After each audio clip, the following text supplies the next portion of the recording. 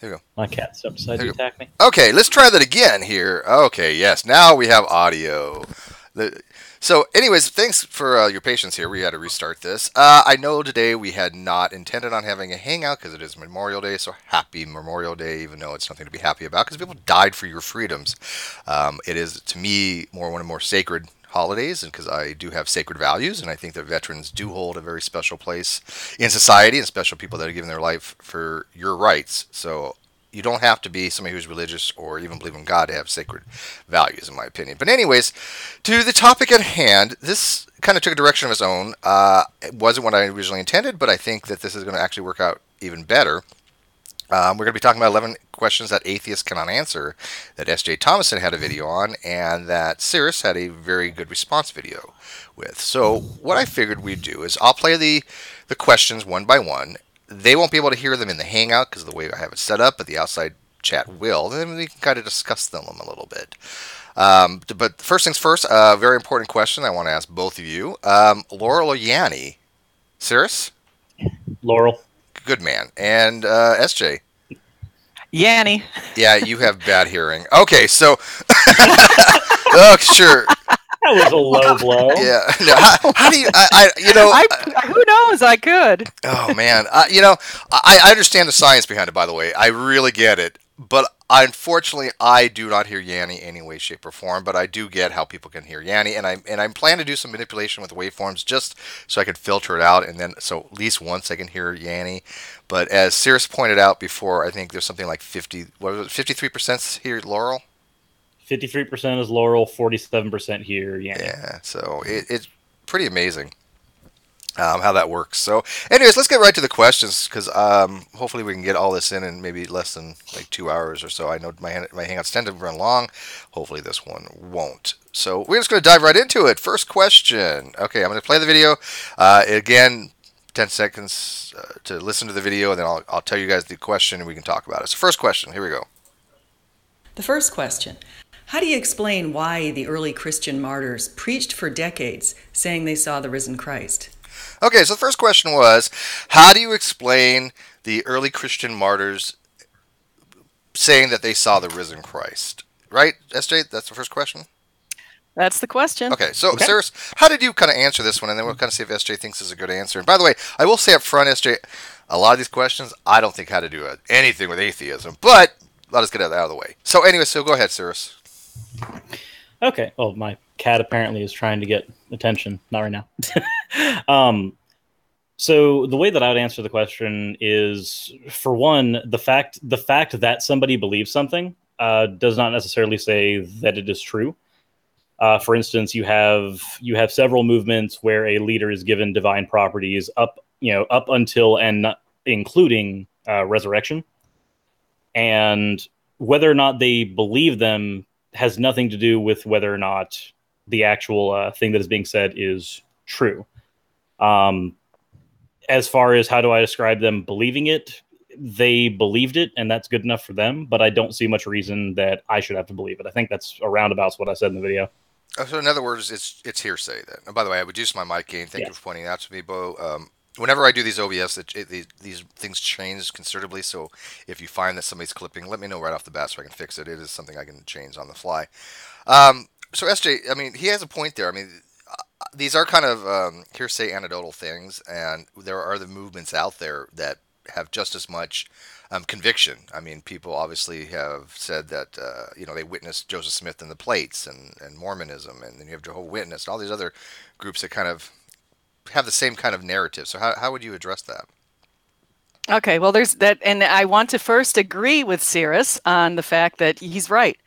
Beliefs don't necessarily mean that they're true, and because just as an example, I don't follow what Jehovah's Witnesses believe. I don't follow what Joseph Smith believes. I don't follow what Muslims believe, or what Hindus believe, or what Buddhists believe. So I don't, and I'm just saying that's just a quick thing that I'll note is, yes, he's right. What you believe isn't necessarily true. Now, so what we have to do is we have to go back and look at the situation of exactly what they said they believed, what the information was, and how it came about. So all of these early apostles said that they believed they saw the risen Christ resurrect. And in every case, you have people like Paul, who was going on the road to Damascus. He was on his way to Damascus when he was struck down by a light. He heard the voice of Jesus. Jesus said, Saul, Saul, why do you persecute me? Paul said, who are you, Lord? And he said, I am Jesus, whom you are persecuting.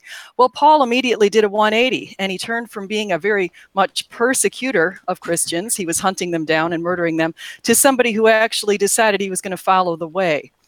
We also have James, Jesus' half-brother, who was a skeptic, who tried to stop Jesus' ministry. We also have Peter, who thrice denied Jesus. So we have these three people, but besides them, there are quite a few others. There's even into the distant past, but after this event, we have people like Polycarp and other martyrs, and a notable amount of Christian martyrs. I've written blogs on the Christian martyrs in the first 300 years. But they're all saying that they saw the risen Christ. So this is unlike Muslims. They say they believe in what Muhammad said, but they didn't say that they saw Allah rise from the dead. This is unlike Hindus. It's unlike Buddhas. It's unlike what Joseph Smith saw. He saw some plates and an angel, he said. And the other thing with Christianity that's pretty different is in the first 300 years, and this is to the next question real quick, is we'll notice that between 5 and 6 million people by the year 313, when Christianity was finally legalized, 5 and 6 million people were adherents.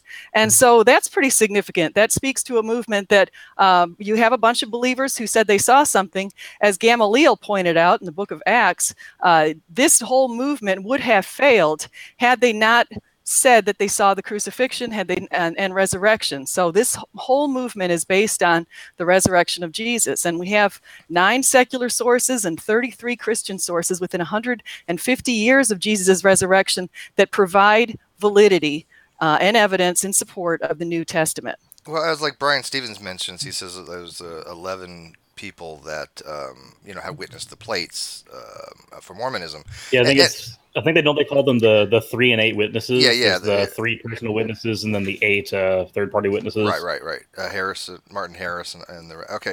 But here's the thing: when I'm looking at it, again, I do think these are anecdotal things. I don't think they give any validity to the hypothesis of atheism. If you want to put atheism as a positive thing, if you want to put it as the claim that God does not exist, we'll put that as the proposition. I don't think these narratives add anything to the hypothesis one way or another. Right? It doesn't change the likelihood of the hypothesis to me, just because there's these stories from so long ago when there's very similar accounts for other types of beliefs as well, and we have people today that still think they see God or see Jesus. Well, and for instance, in America alone, you can run polls on the population, like a 10 or 20 million person poll, and you can find 3 or 4 million people that believe something that is not correct and is very easily verifiable after maybe 10 minutes of research on the internet, which, moreover, we live in the age of information, so that information can be verified. We can do that with very small population studies now. It would be much easier for people in early Judea and in surrounding territories, where most of the information you're going to get is from scholars, scribes, word of mouth. Most of the things you heard had to be accepted on faith. They had to be accepted that they face were. Value. Well, I don't want to use on faith here, because there's a lot of. But it is on face value. It is on the face value. So if you've got a large group of people in a small area, no matter how large that group of people is, as long as somebody in authority is telling them that this insert claim here is true, whether or not it's true, they have to take that at face value. We don't have the methods nowadays that we have to verify information. And even with the methods we have nowadays, there's still incorrect information that propagates. I don't want to get into which kind of information, because there's literally thousands of things you can find in population polls. But with the ability to verify information we have now, people still get these things wrong. There's no way that I would be able to assume that would not be the case in early Judea. I mean, look how many but to say that because people get things wrong, that necessarily that means that that's actually the fallacy of personal incredulity. That's not. So that's not you're what saying I'm that arguing. just because people get something wrong, No, that's not what that's we're not arguing. what That's not saying. what we're arguing. Be very careful with the fallacies. Because hang on a second. I'm not saying that. Okay, go ahead. Yeah, be careful with the fallacies, because that fallacy of incredulity is basically saying it's wrong because you just can't accept it to be true, or you don't believe it. What we're saying is, I said very specifically, it doesn't add anything to the likelihood of the hypothesis. That's not a fallacy. Yeah, what I'm saying isn't that I'm not saying that it is not true. Right. I'm saying that the evidence that has been provided is insufficient, given that evidence is evidence for multiple other claims that are untrue. I'm not saying that it is true because the evidence is given is not sufficient. I'm Correct. saying that the evidence is given is not sufficient, therefore I don't have enough evidence. I'm not saying it's not true. Right. He's not saying it's not true because of X. But even though I mentioned 42 different sources within 150 years and a history that's actually risen despite the fact that they were worshiping illegally, even though we have those two facts, and I know in the video, I think you compared it to, and if I'm not mistaken, you compared the rise in Christianity to the rise of Islam. I think you did, right? Yes. Okay, so you pointed out right now we have about 2.2 billion Christians in the world, and there are 1.6 billion Muslims. Muslims have a higher birth rate, so yes, they are expected to keep populating and growing at a higher rate than we've been growing. That's a great point. It's a true point. Does it speak to the truth of the Muslim beliefs? No, it doesn't. But we also can go back and just to point out something, in the first few hundred years, and even the first few years of the Muslim faith, Muhammad was a warrior. Muhammad had a lot of power. He actually slaughtered a lot of people, including Jews, mercilessly. So he was a completely different sort of prophet. He also had 12 wives. One of his wives was, he married her when she was 6. Aisha. And Aisha. And he consummated the marriage when she was 9. Mm-hmm. So this is an entirely different group of people. Now, yes, they have risen up. That's true. Does it speak to the beliefs? I'm just saying if we go back and we look at the evidence for Christianity, Christianity really overcame the odds. Muslim faith did not. I mean, they were warriors accumulating land. SJ, honestly, but even if there was no such thing as Muslim, it wouldn't have any effect to the likelihood of the stories from Christianity holding to the hypothesis of atheism as the positive claim.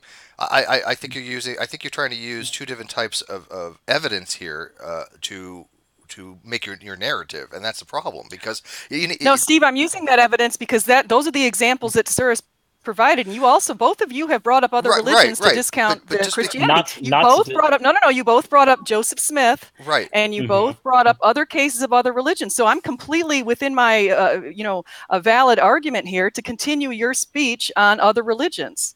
But my point is just because there's, I'm trying to word this in a way that, okay, so.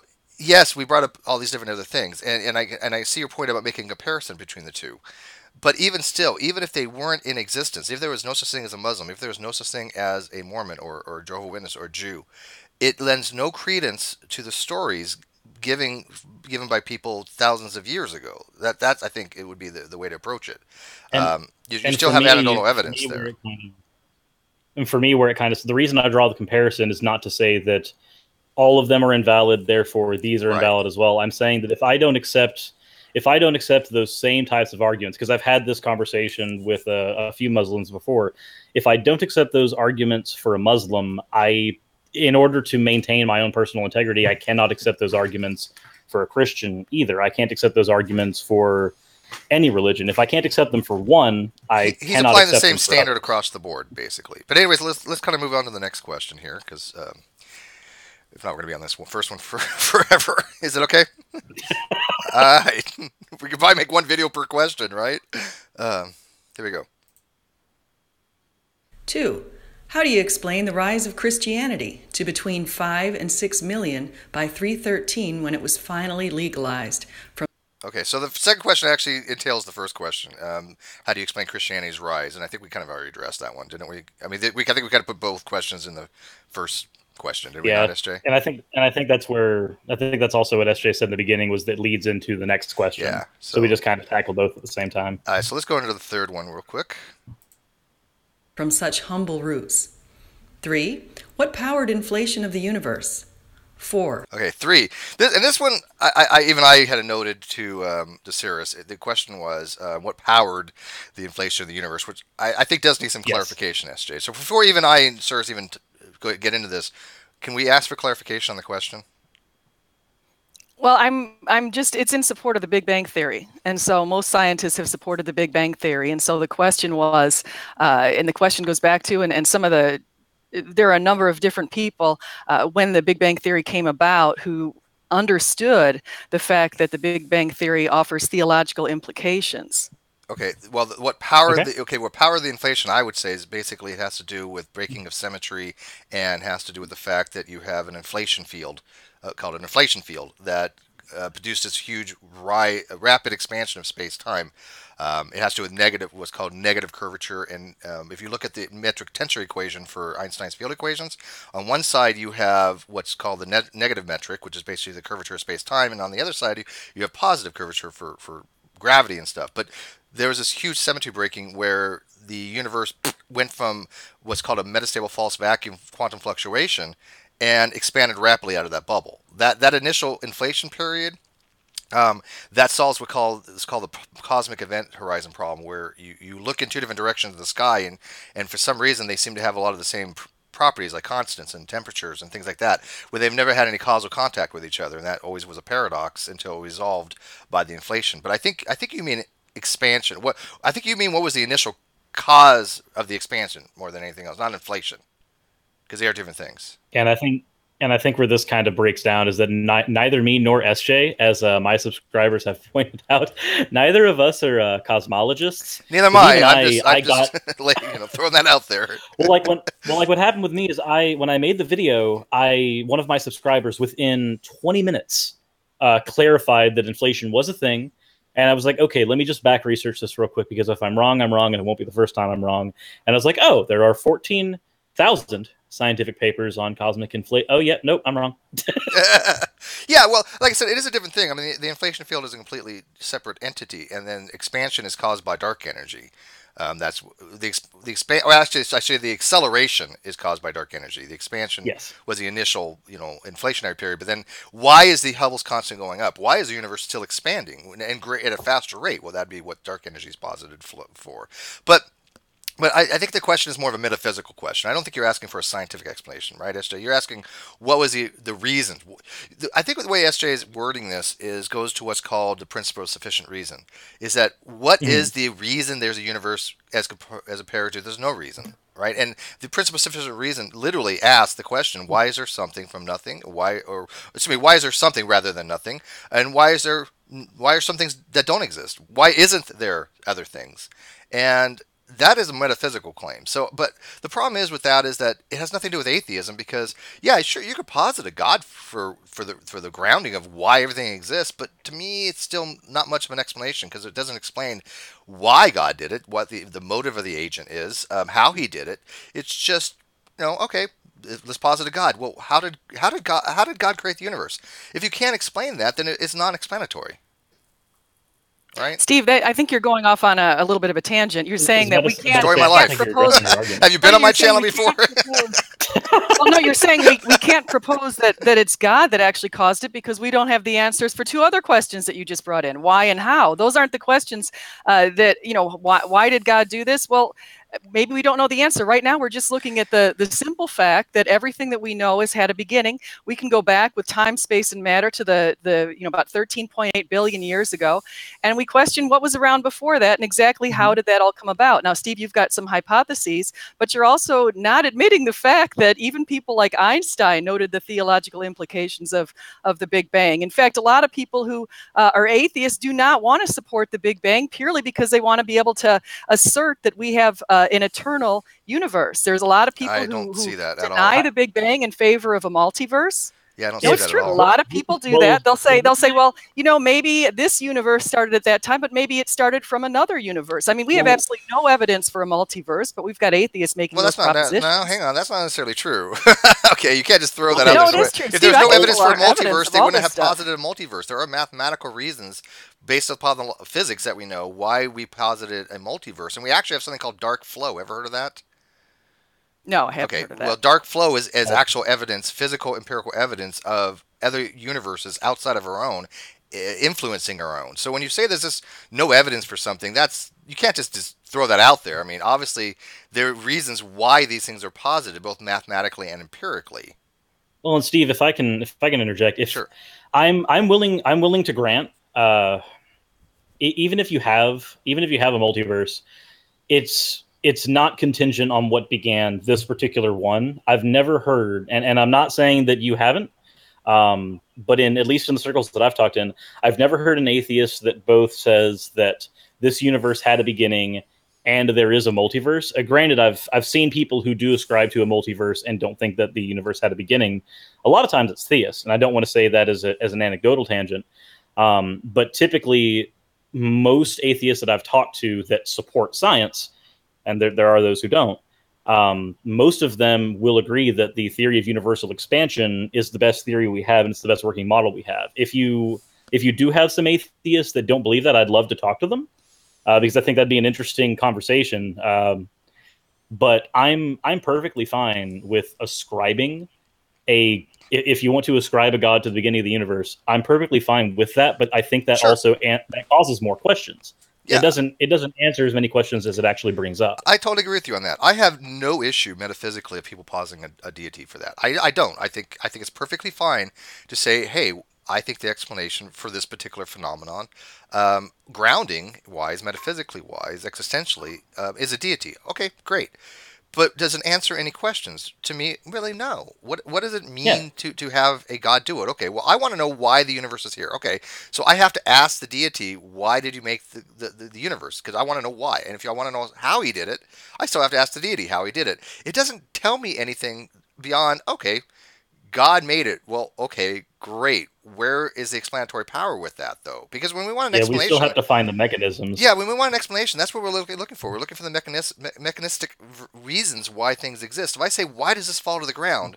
If I just say gravity, okay, that's great. It kind of explains things, generally speaking. But when I want to know the reason why it falls to the ground, I have to look what gravity actually is. Right? I have to look at the equations. I have to look at the physics and say, oh, this is what actually does this. This is why it falls to the ground. There's a reason because of Einstein's general theory of relativity. That's why. It's following the natural geodesic curve of the universe. Great. Now I have an explanation. Right? But if I just posit why does it fall to the ground and I say God did it, it doesn't do anything. Go ahead. Yeah, but what you're doing there, if you say, okay, well, we'll accept the idea that maybe there's a deity, but I'm not going to accept that because I'm going to ask 6 other questions of the deity. That's not a proper way to actually... Sure it is. That's fine, though. We're saying the exact same thing, though. We're saying that's what you guys are doing. We're saying the same thing that you're saying, though, in this scenario, because if we accept that deity is there, it does bring up those other questions. Mm-hmm. I have no problem with saying that. In that, we are actually 100% in agreement. So we might have different questions. Like my questions might be different than Steve's. Steve's questions might be different than yours. But if any one of the three of us were to posit a deity as a first cause, I have no problem with that being the case. I just know that once you posit that deity as the first cause, all of us are going to have questions. Whether or not those questions are the same, I think we can all agree that we all would have questions once that happened. And even if that, oh, good. Sorry. And even if that deity is posited. Once that deity is positive, even if that deity is proven beyond a shadow of a doubt to be true, once that has happened, you still have all of the ability to research the mechanisms that were utilized in order to create it. You still will have those questions that science is still going to have to try to answer and still might be able to answer. You're still going to have those mechanisms to describe and to figure out, because with everything else we've been able to, why not this one as well? If it's not in the supernatural area, science is definitely still applicable. So even once you have that deity, you can still use science. And even if you have that deity, we all still admit that we have questions of the deity if we were to posit it in the first place. Yeah, I agree. And I also think that, just because you posit something and it provides more questions, I don't think there's a problem with that. But there's a reason why you posit something. If I say, I'm looking at a galaxy and I'm noticing that the stars on the edge of the galaxy are moving with a rotational velocity that they shouldn't have, and I posit there's a dark matter for explanation, and I could actually map this dark matter. I actually can see where in the galaxy there's a higher concentration of whatever this dark matter is as opposed to not. And now we know that the only thing that causes changes in gravity is mass, right? So we know there must be some kind of mass there. Now what that dark matter is, whether it's baryonic or non-baryonic, who knows? It asks a lot of questions, a lot more questions by positing this dark matter. But we have a reason to posit the dark matter because we see an effect. We see something affecting the galaxy, and we know, okay, what do we know about gravity? Well, we know mass causes gravity, right? So there has to be some mass there. We don't see it, so it has to be dark. It doesn't emit photons. There are certain Socratic reasons why we say there has to be something there. Now, what it is, we don't know. I don't think we can apply the same things to a deity. Does that make sense? We don't have to say a deity exists. We don't have to say something like a metaphorical deity did this. Could it? Yes, absolutely. But is it by necessity? Because then you get into the argument of contingency and why did God create this particular world, right? Which one of these days we'll have that as a discussion. You want to add anything more to that, So, SJ? Steve, let me. Yes. Yeah, I do actually, because I think what you're doing, and I think what you guys have both done in this particular case is you've both said, okay, there's a possibility that the universe did begin with a deity, but now we're going to ask all these other questions, Yes. and so it's very similar to me saying, you know what, hey, I think tomorrow the sun's going to rise, but before I decide to accept the hypotheses that the sun's going to rise tomorrow, I'm going to go ahead and ask whether the moon's going to do something, and then I'm going to go ahead and take a look at what Mars is doing, and hey, why not figure out what how we're going to classify Pluto this year? I mean, these are all these unrelated questions. No, but that's really what you're doing when you answer. You've got one question, and now you're packing on 10 other questions to be able to deny the first one. It is. That's how science works. Yeah, it is fair, SJ. But I think I think it's even more simplistic than that. When you say, "I believe the sun is going to rise tomorrow," you do make an assumption. It's called the uniformity of nature. You're making that assumption a priori, saying that yes, because the uniformity of nature is such that I have actually it's not a priori, but whatever. If I say, look, I assume I have a presupposition that the uniformity of nature is true, I can then inductively say that the sun will rise tomorrow. Yes, I know that goes into the problem of induction. That actually is the problem of induction. Can we assume the uniformity of nature? But I have no problem with that. I mean, I think that we all make assumptions like that. But you do ask yourself those questions, either they're conscious or subconscious. You do make other assumptions and presuppositions and questions anytime you make these kind of statements. So I don't think there's anything wrong with that. And just in general, the way that science functions is when it attempts to answer one question. For instance, if we just take gravity as an example. To answer why things fall down, something has to be posited. If you're talking to a flat earther, obviously I know that's an entire can of worms, but they're going to say the theory of down or something similar to that, something very simplistic. Theory of down. I've heard it. I know. I have to. It's terrible. But they'll posit something like the theory of down, and they'll say that all things know what down is, and so they all fall down. And on a flat Earth, that's how they would ascribe their model. And then you say, okay, cool, you can posit that, but then it asks the question, or it begs the question, why is it that when I put a pendulum near a mountain, the pendulum makes a small shift towards the mountain? Yeah, it's not why down. Is that why is that an experiment that I can perform? Why does that happen? And there's an entire army of issues that come whenever you posit that. And so you go, okay, never mind. The theory of down does not work. We have to have a different theory completely. And then you have the theory of gravity, which does explain both the pendulum and why things fall down towards the center of the Earth's mass.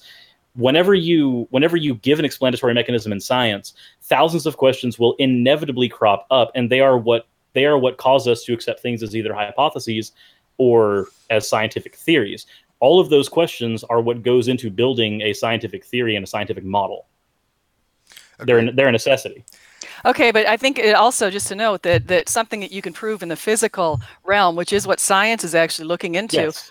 God is actually in the metaphysical realm, so that's a category. I agree. I completely agree. So with trying you. to ask a bunch of scientific questions you asked and it. pose a bunch. But this is the question for science. But I assumed you asked it metaphysically, though. Well, I'll just tell you why I asked it, and going back again to what I said, everything that we know has everything that is material has a cause. No, so we have seen that. So no, that's not true. What's material that doesn't have a cause? Spontaneous fission, weak nuclear decay. If you look at Copenhagen, the interpretation for a non-hidden variable model, there is no information in the system prior to these events. There is no cause before the event. That is one of the main tenets of quantum mechanics, is that these things happen with absolutely no predictability, no reason. Right, the PSR literally fails in these instances according to a non-hidden variable model. Now, Einstein, like you said, he hated that. He did not think hidden variable models were a thing. He thought there was some variable we didn't know about, some reason we didn't know about why these things occur, like a spontaneous fission. Einstein was wrong. Right, because they haven't proven. No, Steve, you can't say that they've proven without a doubt. Actually, mathematically, I would say that they have. I would say mathematically, if you look at the quantum mechanics. Well, okay, if you want to make that assertion, then please send me this. If you can just send it to me, the scientific articles. It's called local realism, and they have. Yeah, it's called. Hang on, let me explain it. It's local realism, and it has to do with what's called Bohr's inequality, and that is a mathematical inequality that, for a non-hidden variable, must satisfy that inequality. That's a mathematical thing. Would you agree, Suris? For Repeat hidden one more variable, time. Sorry. for non-hidden variable models and let's say you have like Bohemian mechanics, even though that is it is a non-local model, it loses locality, it still satisfies the Bell inequality. As long as it has explanatory mechanisms in it and they function and can be tested, then yes. Yeah, but the whole thing is that there is no cause for these things. There's an effect, but there is no cause. But anyways, we're getting kind of off topic. But I think it when you're positing these things with such surety that everything we've seen has to have a cause. The law of cause and effect is not a law. It's something we generally think of, but there's nothing in physics that says there must be a cause for an effect. No law exists like that. It's just, one of those things we think, is true. But when we learn about quantum mechanics, you're going to find out all this stuff is crap. So, yeah. Not to mention in quantum mechanics. Okay, so I assume that you're going to put some links to the articles Sorry, not Bohemian. That's Bohemian Rhapsody. Bohemian. So, Steve, it'd be really helpful if you'd share the links. Now, you don't have to share them now, because I'm sure you don't have them with you, but please share the links of the articles, but either on Twitter or somewhere on this feed so that I can access those. Sure. Yeah, I don't know why I said Bohemian. It's Bohemian, or also known as pilot wave theory, or what's the other one? Bomb? You've got Queen on the brain, Steve. Yeah, you do. I'm still on my first cup of coffee. You guys know I got up special for this. So, all right, let's move on to question number 2. There we go. Or number 4. 2? 4, sorry. Why are humans spiritual?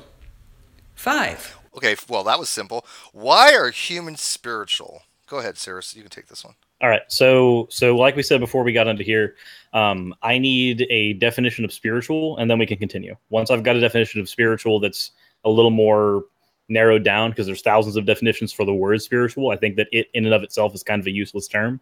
But if you can define which version of spirituality you're arguing for, then we can have a conversation on it. Okay, so when I refer to spiritual, and this also speaks to a couple of things, I kind of take this together with I think it's the next question that I talk about, the sixth sense, or just having a sense of something occurring. It's why does something occur that can't necessarily be explained by physical processes?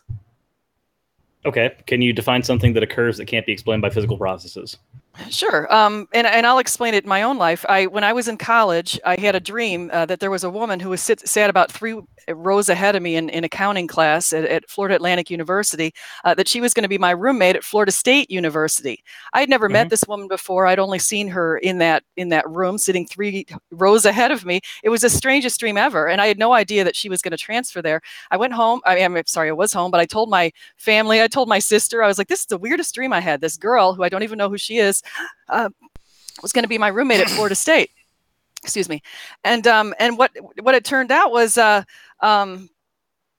maybe it was a week later, she and I were walking and we kind of struck up a conversation, and she said, oh, by the way, I'm transferring to Florida State. Now, this is in the first half of our sophomore semester. So it was an unusual thing to transfer at this point. And also that we happened to be transferring to the exact same school. And I've had those sorts of situations rather frequently where, I can't necessarily explain that. How did it happen that I just happened to realize that she would end up being my roommate? Now, some of it can be self-fulfilling, but I had no idea she was going to transfer to Florida State. But again, those sorts of situations I can't explain just with our everyday life. And that's fine.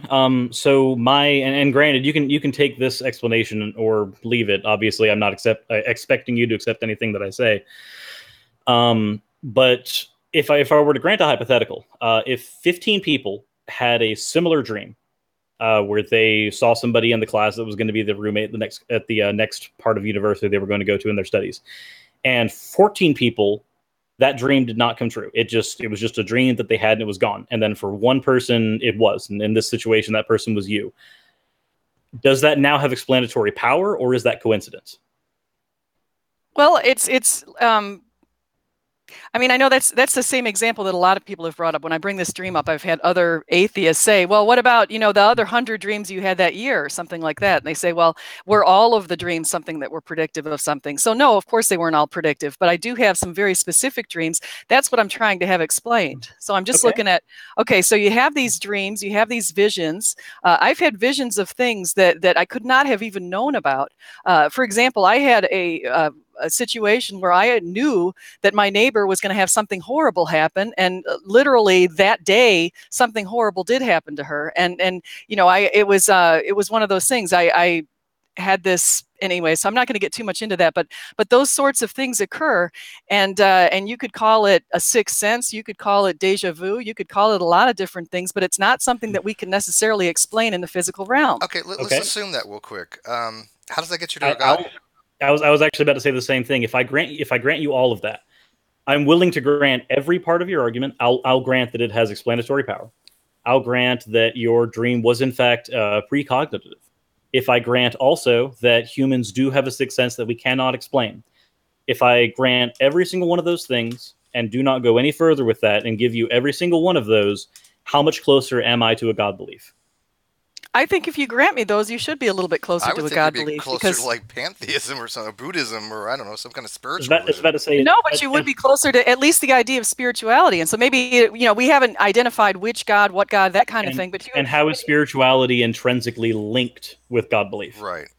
How does one necessarily require the other? Now we kind of think there's a relationship there, but I think the question really does go to why is it necessarily the case that a spiritual belief or spiritual realm is entailed by a God? Why? I mean, obviously if God exists, I agree, spirituality in that form exists. Granted, yes. But why does the converse have to be necessarily true? Okay, so if we're necessarily now from the atheistic perspective, we're just in a materialistic universe. We're really just fortunate recipients of cosmic accidents. We have no purpose. No, we have no long-term. If we're from the atheist perspective, we have no. I don't know anybody. Are you sure you're not strawmanning the atheistic perspective? Yeah, because I don't know any atheist that believes that. If you guys want to clarify, let me just finish what I think it is, and then you guys can correct me. Of course. So this is my understanding of it, because I have been studying up on it and trying to listen to people's perspectives on it, and my understanding of the idea of a materialistic universe, and not all atheists do follow that, but my idea of what that means is that, again, we're sort of beneficiaries of chance and chaos in some way. My understanding is that means that we don't have this higher spiritual purpose. We don't have the idea that Christians have, that we want to actually capitalize on our spiritual gifts. We don't have anything like that. So that makes it difficult to actually look at why the universe has both good and evil and those sorts of things. So the reason excuse me, the reason why I'm even bringing that up is because I want to go back to say, well, then if we do show that not everything can be explained by the physical universe, which would be those spiritual experiences, then there might be something other than the materialistic explanation from atheists. All right, okay. I've already granted you all of that. I'm still asking how to do it. Let me. That's fine. Yeah, let me get. I'm gonna address it for a minute, then, Suris. I want you to address it because there's a lot of problems with what I think SA said. And first of all, you say you did a lot of research on this, and yet Suris and I both have told you, and I think that everybody in the live chat, we have like 150 people watching. If anybody of them have a different perspective, please let me know. But I've never met an atheist that falls into that category of what you just said. So I don't know what form of atheism you're referring to, because I have never met one that posits that. Now, okay, well, isn't Richard Dawkins posit that? Richard Dawkins in his book with materialism? Well, hang on. There's a difference between materialism and physicalism. I mean, we usually use them pretty synonymously, and most of the time they are the same. But there is a small history difference between the two. For example, if I was called a source physicalist, and what all that means is that there could possibly be a dualistic thing. There could possibly be some kind of emergence of consciousness, but it starts from a physical state first. There has to be some kind of underlying substrate that's physical, and then out of that, there can be emergent properties like consciousness. Okay, but the atheist doesn't have to hold to any kind of physicalist or materialist position. An atheist can be a dualist if they want to be. The atheist can have any position they want on it.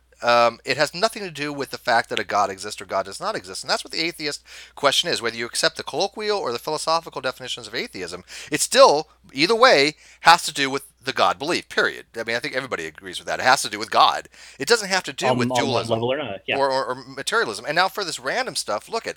In fact, it's funny because we just had a reverend on the Non Sequitur show.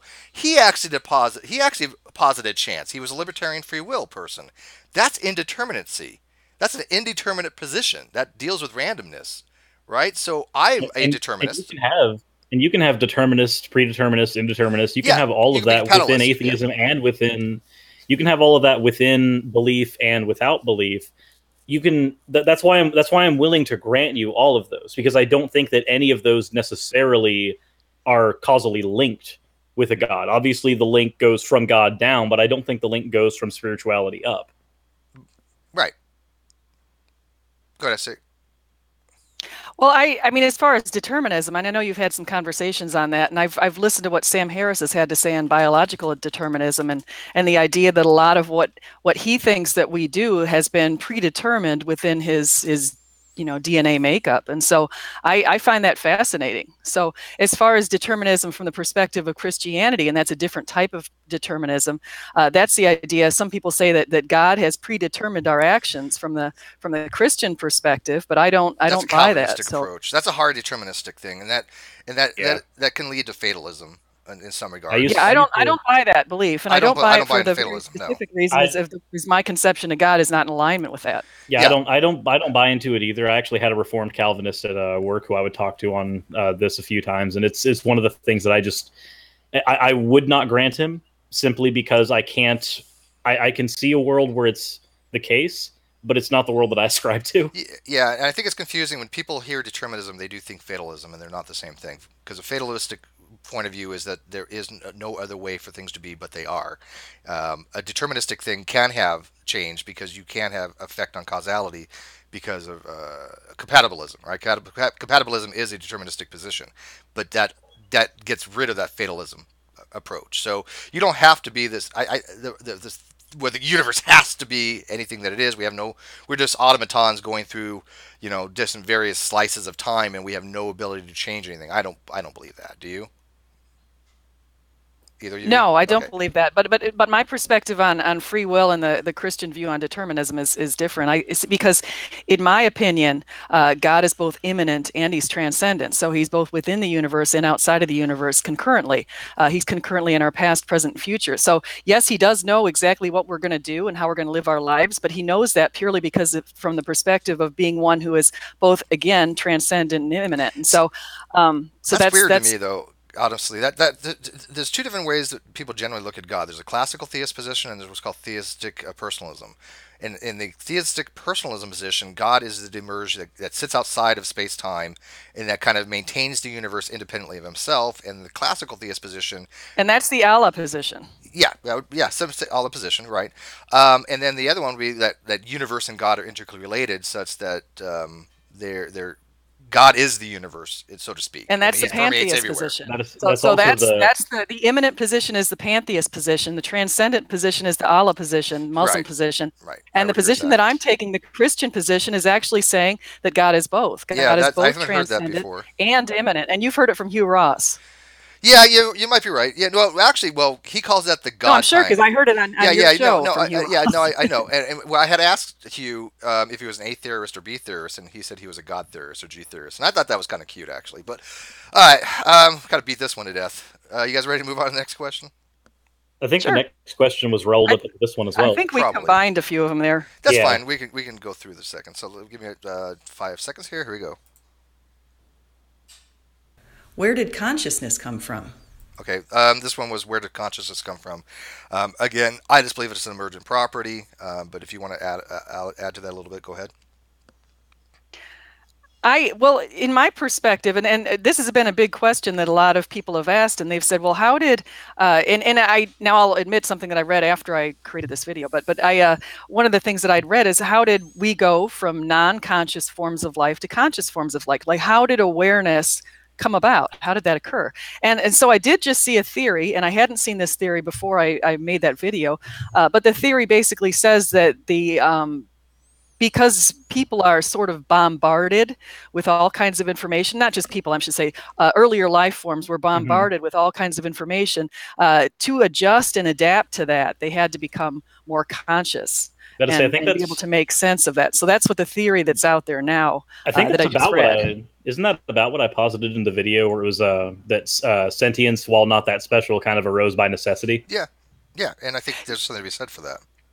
And that's what a theory is. So I'll I'll admit that that's something I read after I posted my video. It's the same. It's the same thing that happened with me with the cosmic inflation. I read it after the video and went, "Oh, that's a thing. Never mind." If you actually, SJ, if you have the chance, could you link that article to me on Twitter so I can take a look at it? And SJ, are you familiar with the strong or weak anthropic principle? No, I'm not. Okay. You might want to look into it. I kind of adhere to what's called the weak anthropic principle. The difference is that the strong anthropic says that basically the universe was kind of tailor-made for us. But the weak basically says the sapient creatures in the universe can observe the universe because the universe allows for the conditions for sapient creatures to view them. Okay, so it's kind of like a tautology in a way, but it is a fundamental thing that if we weren't here, we could not view the universe. But I don't think the universe was created with some kind of specificity to say, okay, we have to have intelligent creatures come out of it. That would be more of a strong position. Huh. But you know what? By necessity, creatures. It just happened to be that intelligent creatures are there and therefore can experience exactly. qualia, I think it is. And through that qualia, we're able to interpret the universe. And so, and it kind of goes into the whole, like, do shapes exist? Do colors exist? Like that, all of that kind of falls into that giant bucket. I mean, SJ, let's clarify here, and I know your positions, but I want to make sure that people get this, because you're not a young Earth creationist, whack job, flat earther. I mean, I have a lot of respect for you. I don't agree with you a lot of things, but I really enjoyed talking to you. You're not a young Earth creationist. I mean, you do accept some type of evolution. I mean, maybe you believe that at some point humans were ensouled, but you do believe that evolution goes back 3.8 some odd billion years, right? 4 billion years? Yes. Okay. Yes. No, I do believe that. I believe the Earth is 4.5 billion years old. The universe is 13.8 billion years old. I go with all that. And I go with it not for some of the reasons you might think. I long time ago took an historical geology class. Everyone talks about biology and that being a way to look at the age of the Earth. But my class that I really focused on in my college years was historical geology. Mm-hmm. And that actually also leads you to the age of the Earth. Actually, SJ, I have a question for you. They're just random and tangential, but it's on the it's actually on the topic. I was in a discussion today with a Jehovah's Witness. I actually mentioned to Steve it was a little frustrating. He was an old Earth creationist, but he believed that human beings had only been around for 6,000 years. Period. Do you? I'm not saying that you ascribe to that by any means. No. It's just it's the first time I'd ever heard of it. It sounded like an illogical combination of the young Earth model and the old Earth model. That's what it sounded like to me. What was the position?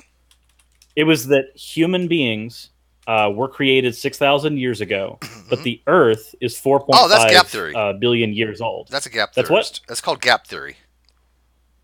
Okay, I had never heard of it before until I talked to this particular witness and was like, oh, that's interesting. There's not really any evidence of that, but that's very interesting. I hadn't heard it before. Yeah, there's gap theory. No, I definitely know it's been, a very long time that humans have been on the Earth. And actually, there's a place, if anyone's interested in finding out what the population of the Earth has been and what they're estimating is Population Reference Bureau is a pretty neat source. And it actually shows you that, for example, right now, 108 million people have lived on the 108 billion people, have lived on the planet. So, and it goes back thousands of years before 6,000 years ago. A lot of people. So. Yeah, I mean, I think the human population started probably around 1.8 million years ago, but modern humans, I think, we're about 100,000 years. Yeah, I think. Well, I'd say it's probably 200,000, 300,000.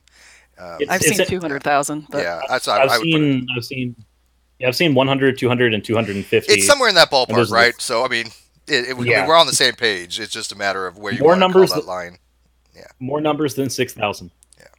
Right, no, and Steve, to your point, and that's been one of the things I've noticed that a lot of people to talk about the anthropic principles and whether or not we think that the universe was specially created for us, or if it was created and we just happen to be beneficiaries. I think that there are a lot of Christians who do believe that the universe was created especially for us, and I think that there are people like Douglas Adams who goes out there and said, well, that's certainly not the case, and so that's a big point of contention. But I personally don't think that God created the universe just for us. I think that he created the universe and he loves us and we're beneficiaries. So I kind of look at it that way. That's an interesting approach. I don't see that often. Most people God created this specifically for us. You're just saying that we were an afterthought. That's kind of interesting. Yeah. That's actually a stronger position because it means that you can avoid certain issues like the fine-tuning argument as well. Interesting. Because, How would I? Because, How would I? Go ahead. Because with the fine-tuning argument, you have to try, in some ways, you have to try to account for multiple areas in the universe that cannot support life. But by saying that just we're beneficiaries as opposed to the universe was made for us, it completely stands aside from that argument. I think it's a stronger position for it. Well, I mean, with the fine tuning argument, and that's actually speaking to another one of our questions, but there are some pretty statistically miraculous odds that we've overcome to be where we are. And I just looked at, I think it's 600 billion other planets that they think are out there that they're trying to figure out exactly whether or not there's life on those planets. And they realize that the conditions for there to be life on those planets are extraordinary. And that's true. You have to have a certain position from the sun. The sun has to be a certain size. The fact we have Jupiter, even those larger planets off in the distance, that actually helps us. The place that the moon is absolutely helps us. The percentage of water on the Earth helps us. So we have all of these conditions that just sort of came together quite nicely for us. Not to mention, even once you get, if you look further back a few billion years, you find that it took multiple billions of years. I think it's 1.8 billion years since life arose on the planet before evolution even started taking place. Yeah, and by the way, I had read Improbable Planet by Hugh, and I actually liked it. I mean, I'm not going to front it. You guys check it out. I mean, I love that book. I have it, it's Steve. very That's good. A great book. It is a good book. I mean, people can say what they want about Hugh, and I don't think he has. I think some of his views are way out there. Let's be honest here. But this particular book was well written. A lot of science in it. I mean, I don't think anybody can really say the science is wrong, and he doesn't get into theological stuff until the very end. When he ties it all together, and he makes a decent argument. I'm not saying it's a convincing argument, but at least he tries to actually make a good argument for the fact that there have been multiple extinction level events, yet we're still here. And he makes it into a probabilistic argument. I don't find any problem the way Hugh is arguing his case. Now, I think there's obviously counter things to it, and there's defenses, but would you agree, SJ, that I think Hugh has every right to make that type of argument? It's not fallacious, and it actually is a well-written book, is it not? I totally agree, and I think it'd be wise for anyone to go look at it, even if you're not. You don't have to be a Christian. You don't have to follow his beliefs on that. The book was mainly about the conditions the Earth has gone through Right. to be where we are right now, and it's extremely well written. It's almost difficult to read though in some places because he does technical. get very technical. Yeah, he gets very technical. I like that. And though. so it can be a difficult. It can be a long read and a little bit difficult of a read for some people, and for me, in certain places, it definitely was. But he talks about, like you said, the periods, the late bombardment period, and what were the conditions, and Cambrian, and yeah, and he puts it from a scientific point of view. He's an right? astrophysicist, right? So he does know the science. So when people just say, "Oh, well, it's an apologetic book," yeah, I get that, but that doesn't mean that the science is wrong. I felt like Nathaniel Jensen sent me his book on Darwinism, right? And I just started looking at it. It's a very pretty book, and I was going over a little bit with Dr. Mays, and the science, as far as the biology in the beginning, seems pretty tight. It just he goes off the rail on the population genetics, and then that's what with that about, said, maybe. I actually just picked it up, so I'm going to go ahead and give it a read. Okay. Oh, you picked up his book, Improbable Planet? No. Yeah, while you guys were talking about it, I just picked it up. I do recommend it. It's really good. And Yeah. what's really nice about that is the fact that you've got a person like Hugh Ross who took the time to really put all those details down in a book. I don't think Hugh's in it for the money. I think Hugh's in it actually because he wants to communicate knowledge, and he wants to show people that you can be Christians and be scientific at the same time. It's not a dichotomy. Right. No, and I've asked experts, and I don't think anybody's really said, "Oh, he was way off on his science." I as far as Improbable Planet, I don't really see that. Obviously, they don't find his conclusions, correct or valid, but nobody said, "Oh, well, there's no such thing as a late bombardment period, or there's no such thing as a Cambrian." I mean, the science in it was pretty tight. But anyways, let's go on to the next question here. Here we go. 6. How do you explain what some have called our sixth sense? Okay, 7. so number 6 was how do we explain our sixth sense? Now, this one's a kind of a weird one to me, SJ, because I think that we have other senses. I don't think we have 5 senses. I think we have more than that. But We have a sense of temperature, a sense of pressure. Sure. We have a lot of other different types of things. senses. And the sixth sense thing, I think, is just maybe our senses that we don't consciously recognize. I mean, before we knew about pheromones, we were able to pick things up. Even predators can pick up scents. And I think we still have that ability. We know certain we can smell certain things, we may not even recognize when somebody's like standing behind us or something. And I'm not saying that's the That's reason. why I'm across the country from Steve. I don't like his pheromones. He smells bad. I wear in good the stuff. sixth sense I is have kind of Jacquard related Miller, to. baby. What's that? It's sort of related to spirituality in a way, but it's also what people have sometimes called the spidey sense. So, like for example, when I've gone through a hiring process, and you have intuition about somebody over somebody else, you might say, well, something about this person is off. I don't know what it is, but there's something that's just not right. Or you have that intuition that someone's a really good person deep down, and you kind of, you play along with that and see how it works out. But it just, you could say, some might make an argument that, and you could make an argument actually, that through adaptation, people who were able to have or capitalize on this sixth sense might have had a more beneficial time escaping from predators. No doubt. I mean, you could certainly make a case like that, but you could also just look at the fact that those sorts of things that are out there to me seem. I think in a lot of cases, for me, a lot of times it does relate to my Christian beliefs. Some of the sorts of things that have occurred in my life that I consider a spidey sense or that kind of thing. So. Yeah, no, I agree. I agree. We all have different degrees of intuition. Totally agree with that. Yeah. And I used to have a pretty good sense of intuition, just like that. But I don't see why there's any reason why those are just not natural things that we are just subconsciously processing, and that we may not have a fully conscious reason to explain those things. But there are actual reasons that don't require any kind of metaphysical explanation.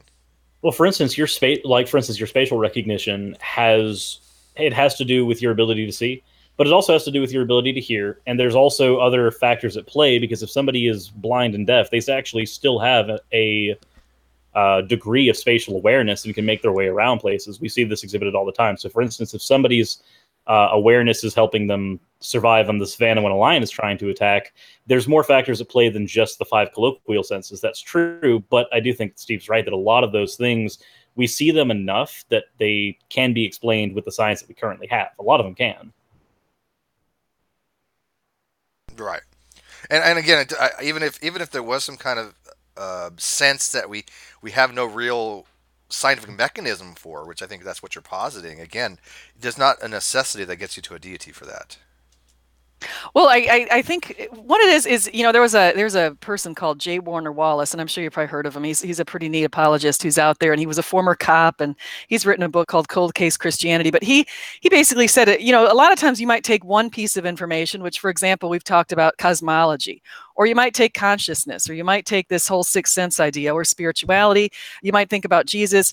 In his book, he actually says what you should do, and I think one of his books is Forensic Faith. What you should do is take all of these pieces together, just like you would do if you were investigating any sort of mystery. Take all of these pieces together and consider them collectively, instead of just focusing on this one can't work, that one can't work. Think about the entire picture and all of the different issues that are solved through the simple answers of Christianity. Or acid. People trip. I can honestly say I've never done acid or any of those kind of drugs. People trip on LSD and have a lot of weird experiences, right? But the mind is a very huge, interesting playground. People are so funny. People have sent me tweets to say, "Hey, you get that on acid." I'm like, I have no idea. I would never do acid. I have no idea what you get on acid. You'll be woke. Is not good for you. I mean, well, not to mention, there's also stuff like DMT, where people have very similar enough experiences to where they can map them out and say, this is where I was on experience 6. Like, you're just there's people woke. who. See, I don't do any of it either, but I have friends who do, and most of them have pretty much the same experiences that they give me, and I'm like, that's cool, you can have those, and they can be your anecdotes, but they also don't have to be mine. Right. I mean, I've never dropped acid either. I've been around people in college. I went to Florida State. I think I mentioned my sister went to University of Florida, and it seemed like it was more prevalent at her school when I went to go visit her. I was like, holy cow, these people are on acid. I mean, what is wrong with them? They'd stand and look at, they'd burn a brown bag, plastic bag in the garage, and they'd call it dweeping, and they'd sit and watch the burning stuff fall to the ground, and they would just get totally excited about it. I will never do this stuff, because if you're getting excited about burning a bag, you might be a little too excited. I would totally try acid, except for one thing. Acid tends to have a very long duration, between 10 and even 20 hours or something. I wouldn't want to be that long. I don't like altered states except for when I'm lucid dreaming, but I can kick myself out of lucid dreaming anytime I want.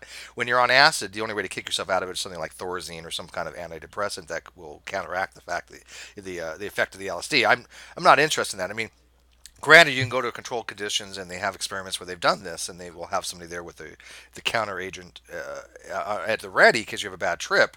I would never take LSD on my own just for that very reason. I think it has to be very controlled, and I don't want those long-term types of situations. I don't want to be under the influence for 10 hours. I don't even like to get high, right? I'm not a big fan of pot. And I don't care I if agree. people- I don't want to. I don't like being out of control. There's something I about don't being mind out for of limited control that does not times. appeal to me. Yeah, I don't It's mind the for same limited way I am, times. too.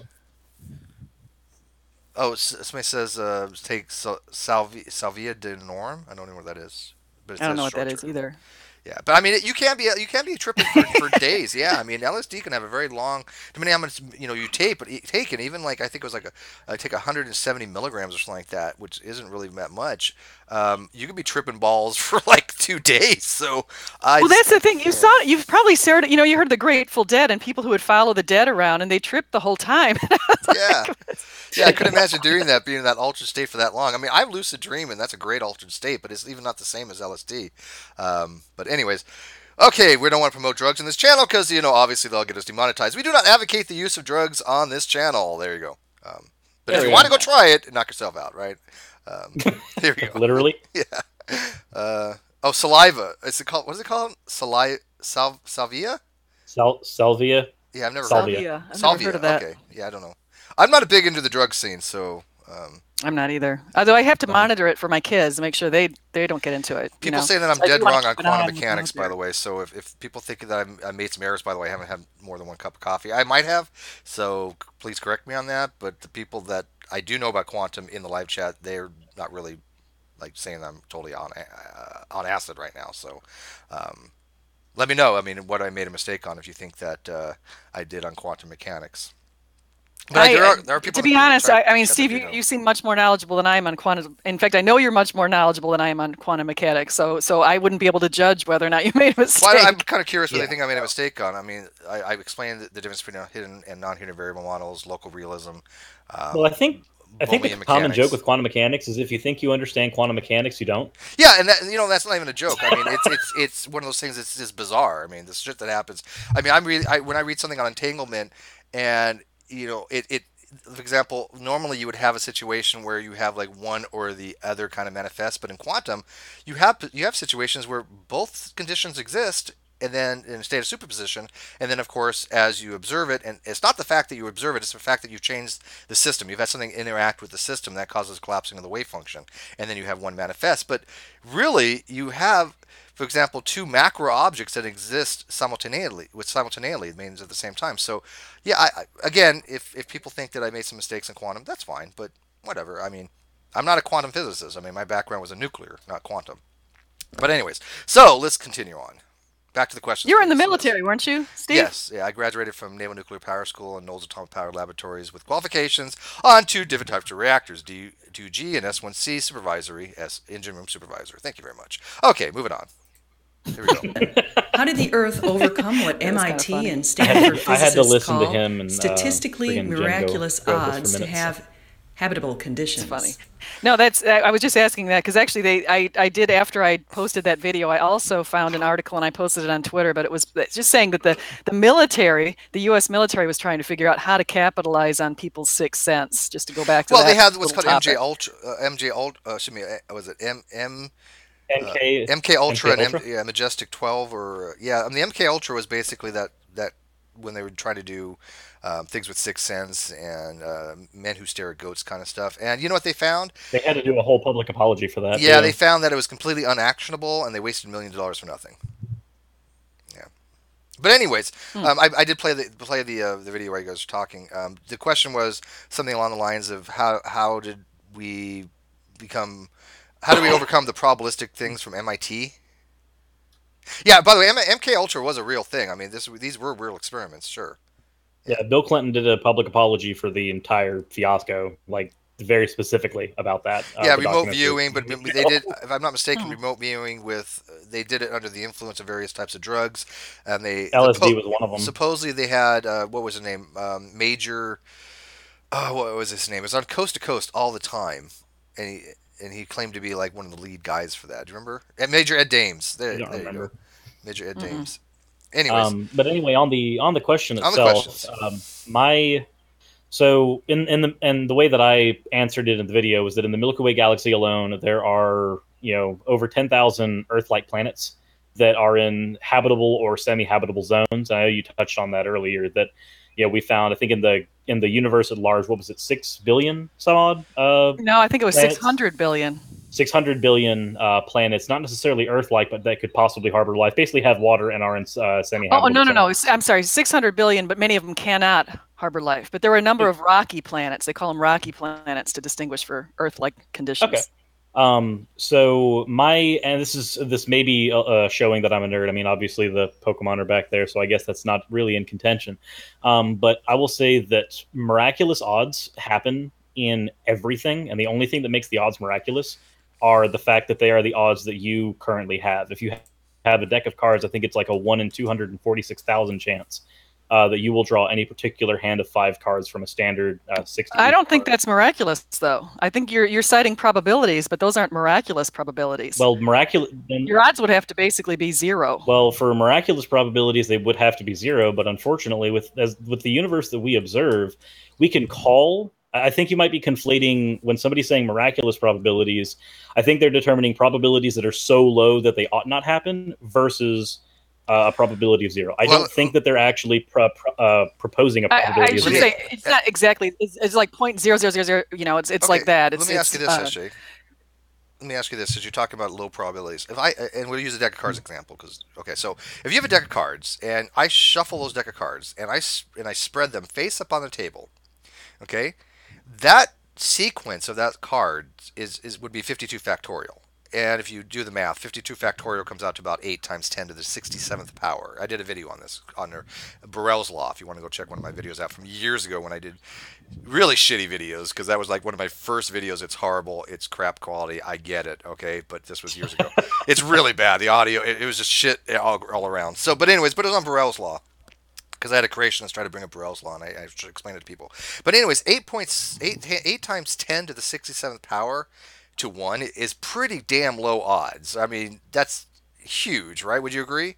But it happened. Definitely low odds. No, I agree. I mean, I don't play the lotto in Florida because I refuse to get involved with the odds. The odds are ridiculously against me. So I understand that the odds are there's definitely somebody still winning. I mean, I wouldn't call it miraculous if they win. I just would say that they got lucky. I mean, that's kind of what the argument is. We didn't get miraculous either by being here. The fact that the conditions were statistically low. Well, if you look at in some of the things that are out there, like I think this is from, I'm looking at in front of me. I think it's T. Ross's book that I pulled this information from. But just the different habitable zones. Like if we look at the liquid water, ultraviolet, photosynthetic, ozone, rotation. I mean, there are all these things that came together to make life just perfect for us. I agree. For us, I mean, but we are the emergence of those conditions. For life, for human life. There could be other life out there in different conditions. If we were around 2 million years ago, we wouldn't have survived, and that's T. Ross pointed those. And I kind of like that argument. The fact that and I do agree with this. We seem to be, for whatever reasons, existing in a universe at the most opportune time. Because if the universe was any younger, most conditions in the universe probably would not be habitable, and plus we see the universe in a completely different way. And then if we were way off in the future, since space is expanding such rapid pace, it's actually expanding faster than light can travel in some places relative to us. Eventually, there's going to be nothing in the universe to even observe, and so we seem to be at a very good place in the universe. It seems like even though the universe is 13.8 billion years old.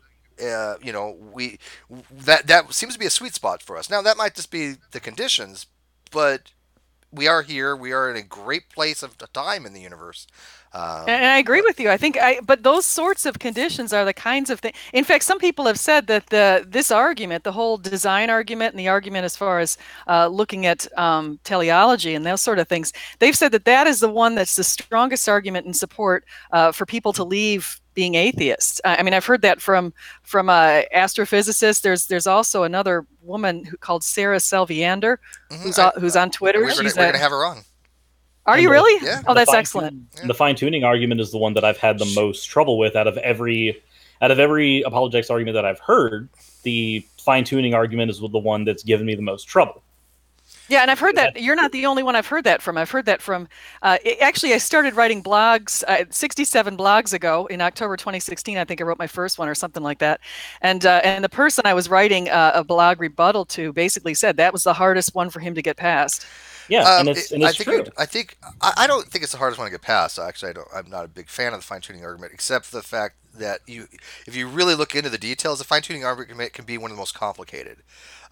If you actually, like, for example, Capturing Christianity just had a discussion with this with Dr. Alex Malpass, and I think his name is um, John Burns or something. I can't remember the other physicist's names, but it was a very good discussion. And it came from the position of why is the universe basically the way it is, and Alex came from a very probabilistic standpoint of, well, it's just high probability, but we are here, and the other gentleman was putting forth the narrative, and he's right, that if the universe was any different, we could not exist. I mean, if there's another dimension that we know that exists as far as like a spatial dimension that is macro rather than on the quantum level, like string theory, we couldn't exist. If all these different conditions didn't exist, we had no possibility of existing. And he's right about that. It is fine tuned in that regard. So You're right, and actually, even looking at the constants, if you look at all of the different constants that actually are involved in mathematical equations that help us explain the universe or understand the universe, if you slightly changed one of those even a bit, we wouldn't be here. So there's a huge well, there's some tolerance, but it's funny. I really like this that when you have like a younger creationist saying, well, the speed of light's changed over the last thousands of years, and then you go, well, that just kills the fine tuning argument all to hell. But if that did, if the speed of light did change, they have no idea how many other constants would change by necessity, including gravity, gravitational constant, electromagnetic constants. All of these things would change. It kind of has to go back to that whole, once you try to posit that explanatory factor, it opens up more questions that we had earlier. It makes it worse. It basically, if by changing one variable, you change all the other what's called natural constants, and that would be Planck's constant and permittivity and permissivity. These are all electromagnetic constants that would be affected. And for younger creationists, they're like, okay, so what? Atoms wouldn't form, stars couldn't have fusion, big deal. But you know what? We're still going to posit this hypothesis. And I'm like, so your hypothesis destroys all life in the universe, and you think this is a good idea? How does this work? I don't get it. I have to say I do wonder about if they look into cosmology itself or just look into the Big Bang Theory. I'm not sure how they could come to the conclusion that we're only 6,000 years old. No idea. I mean, they don't accept it. Because these are a lot of my peers, and some of them are very intelligent. I mean, you've had some on your show before, Steve. I just don't understand it because even when I go back to my historical geology and I look at the eras and all of the different rocks and different sort of things that the Earth has produced. I mean, you kind of we need time. So it's really bizarre. I mean, yeah. My thing when it comes to cosmology is that it's, for one, young Earth creationism is I would argue that it's somewhat harmful. For two, I would argue that it's a belief system that I don't see how somebody can subscribe to. As somebody who used to be a young Earth creationist, mind you, because I used to be. As somebody who used to be a young Earth creationist, I don't see. Well, that has a lot to do with the fact that I grew up in a Christian private school. Actually, SJ, if you know Pensacola Christian Academy. No, I don't. But is that where you were taught that? Yeah, I was taught young Earth creationism at Pensacola Christian Academy. They are a prime shareholder in ABECA.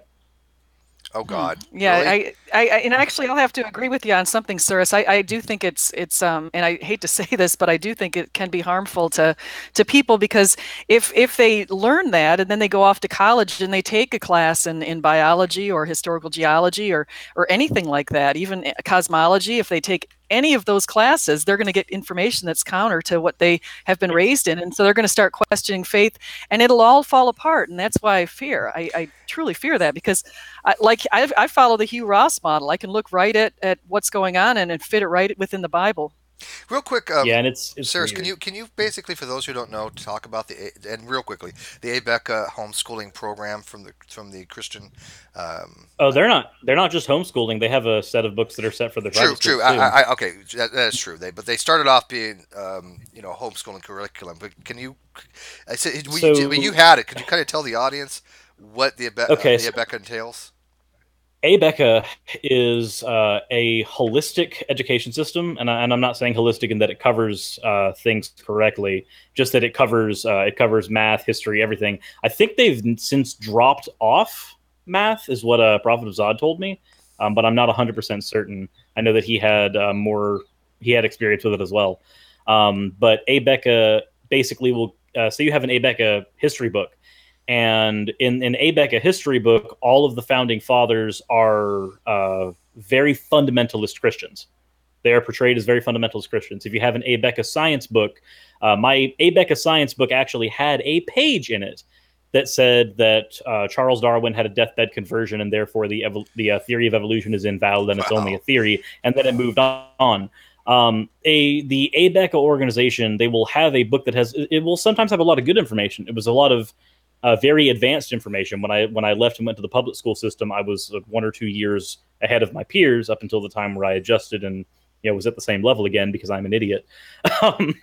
But with ABECA, there's a lot of good information in their books, but they also put a spin on a lot of things that doesn't necessarily make it true. It's not all inaccurate information, but there's a lot of inaccurate information. Isn't that how? Yeah, but there's a lot of inaccurate information in them. I think that's the most insidious type, though. Is when you have also good information mixed with shit information.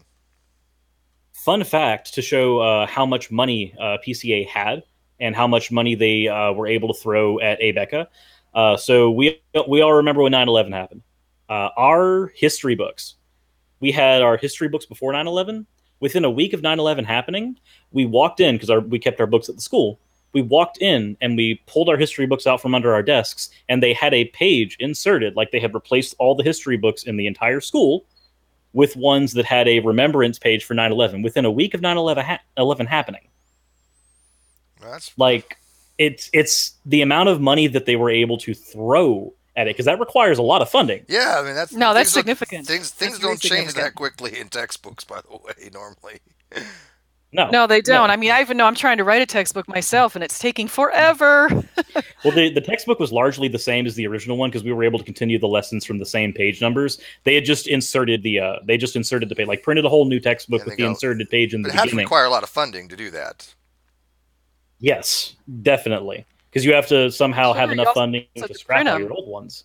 Yeah, you've got to print them, and they did it in a timely manner. Each. Yeah. Obviously, this happened when I was a kid, so it could have literally been a month afterwards, not a week afterwards. But the way I remember it with my, fallible memory, it was within about a week or two happening. It happened at least within the same school year, which is, to me, knowing how that works now, seems really strange. Well, I wrote, I co-author a textbook in a business 101 class. That's one of the ones I do have out with McGraw-Hill. And it takes us a long time. I mean, we spend an entire summer making updates and changes to a textbook. So for it to come out in a week is really impressive and something that's beyond anything that I've experienced. Yeah, and it's, well, granted, again, there were no edits to the book itself except for the page insert in the beginning. So all it probably costed them was the time printing. Mm-hmm. Oh, and by the way, the fact that they were willing to throw that much money behind it is just baffling to me. I was trying to think of something earlier, and I finally it crossed my mind, and it's kind of unrelated, but we already moved past it. But real quick, we were talking about things that people have to give up to accept the creationism, and there was a good post by Brian Stevens on the Great Debate Community the other day where he was talking about Hovind actually denies for some reason what's called the law of superposition. It has nothing to do with quantum. SJ would know because she studies geology. But the law of superposition is basically pretty simple. It just means that if you have an undisturbed stratigraphic layer, then the oldest strata will be on the bottom and the younger strata will be on top. It's just common sense, right? I mean, it's you don't have to be a geologist to understand lower layers are older. Okay, fine. It's the law of superposition. He denies that. Ken Hovind denies that. I'm like, how do you possibly deny that? That just seems to be completely bizarre. You've seen his argument for how he denies it, right? Oh, you know what? I didn't watch the video. I read his post, Brian's post. He says that there's. It was too stupid. He points out that there are some seashells and some fossilized sea creatures of small amount that have been found on mountains. Therefore, that entire idea falls down, according to him. Yeah. Not even understanding how tectonic plates work. Oh, I guess it was the other brother in Stevens. People with the same name. But here's the problem with that. Look at the the seashells they do find are ones we expect from millions and millions and millions of years ago. You don't find modern type seashells up there. The ones that are up there were because literally these things were on the seabed at one time, and then due to plate And then tectonics they got and lift plate tectonics put them up. and uplift. Yes. Yeah, those things that lived millions of years ago are now at the top. But if you look at them, if you look phylogenetically where they are, they're not modern. My biggest issue with and I'm not totally familiar with young Earth creationism in a lot of ways because I really haven't studied it, but there is an issue that I heard that's at the Ark encounter with AIG that they actually have dinosaurs intermingling with humans. Yes. Yes. And that's where I have a problem. Yeah, well, And that's going to be a problem because again, you teach kids this, and then they go off into college. I'm assuming they will go off to college, but they're going to get counter information. And so how do you deal with that? They have Pachycetus in cages. Not to mention, I actually had what? I actually had a friend, one of my friends who grew up with me in the private school that I went to. He ended up going up to Pensacola Christian College when I went to public school. So me and him received the same education. And when I pointed out that the historical flood has a lot of problems with it, one being the make and model of the boat, and then the others being the geological evidence, there's a lot of issues with the flood model, especially the young Earth flood model. And when I pointed that out to him, he said, no, there are no problems with the flood model, and let me prove my point. Bear in mind, this is somebody who I received my same education with, went through the same classes. Their immediate go-to was to link me to AIG. And I was like, and as soon as I saw Ken Ham's face, I went, you know what? If your answer is not to describe it yourself, but to link me to an AIG article, then you don't understand the problem yourself. And I already know Ken Ham doesn't understand the problem itself. So let me add something to that, because I think that it's important for people who are listening to this to know that there are sources that are Christian that are very consistent with the Bible that don't require a young Earth view. You can go to Biologos, for example. You can go to Hugh Ross has an excellent website. SciGart online. You guys have had him on your show. SciGart. Absolutely. Sci's thing called the Book of Works. So there's a lot of different places that you can go and get information from a Christian perspective with an old Earth, an old Earth point of view. A science accepting point of view. Yeah, and there's no problem with that. And there's another one called reasons.org. So I mean, I could go on, but there are a lot of places for people who are doubting this young Earth stuff to go and still follow Christ and still follow the Bible and that kind of thing. Here's what I find, and I find a lot, I'm sure you do too, SJ and Suris. Like, for example, on Twitter and on Facebook, when I have a young Earth creationist that I know is not very literate in any of these topics, and they say, well, here's the page, here's the link, go debunk it. And are you talking about Nephilim 3? No, he's not on my media. But they just throw it out there like, hey, here's this PhD, here's his argument, and it's like this big old long thing, and I'm like, I'm not going to sit there and go point by point to debunk this guy's position. Now, if he wants to come on, if the PhD person wants to come on, and I'm an expert to come on and have a discussion, that's fine. But you cannot sit there and say, here's my argument, and give somebody else's argument, because you know they're not understanding it. Because when I ask them, well, what is this guy saying? What actually is his argument? They never have a clue. Well, let me piggyback on that, because I get similar things coming from atheists sometimes. Sure. Like, for example, yesterday I was on Twitter and I got a tweet from Aaron Ra.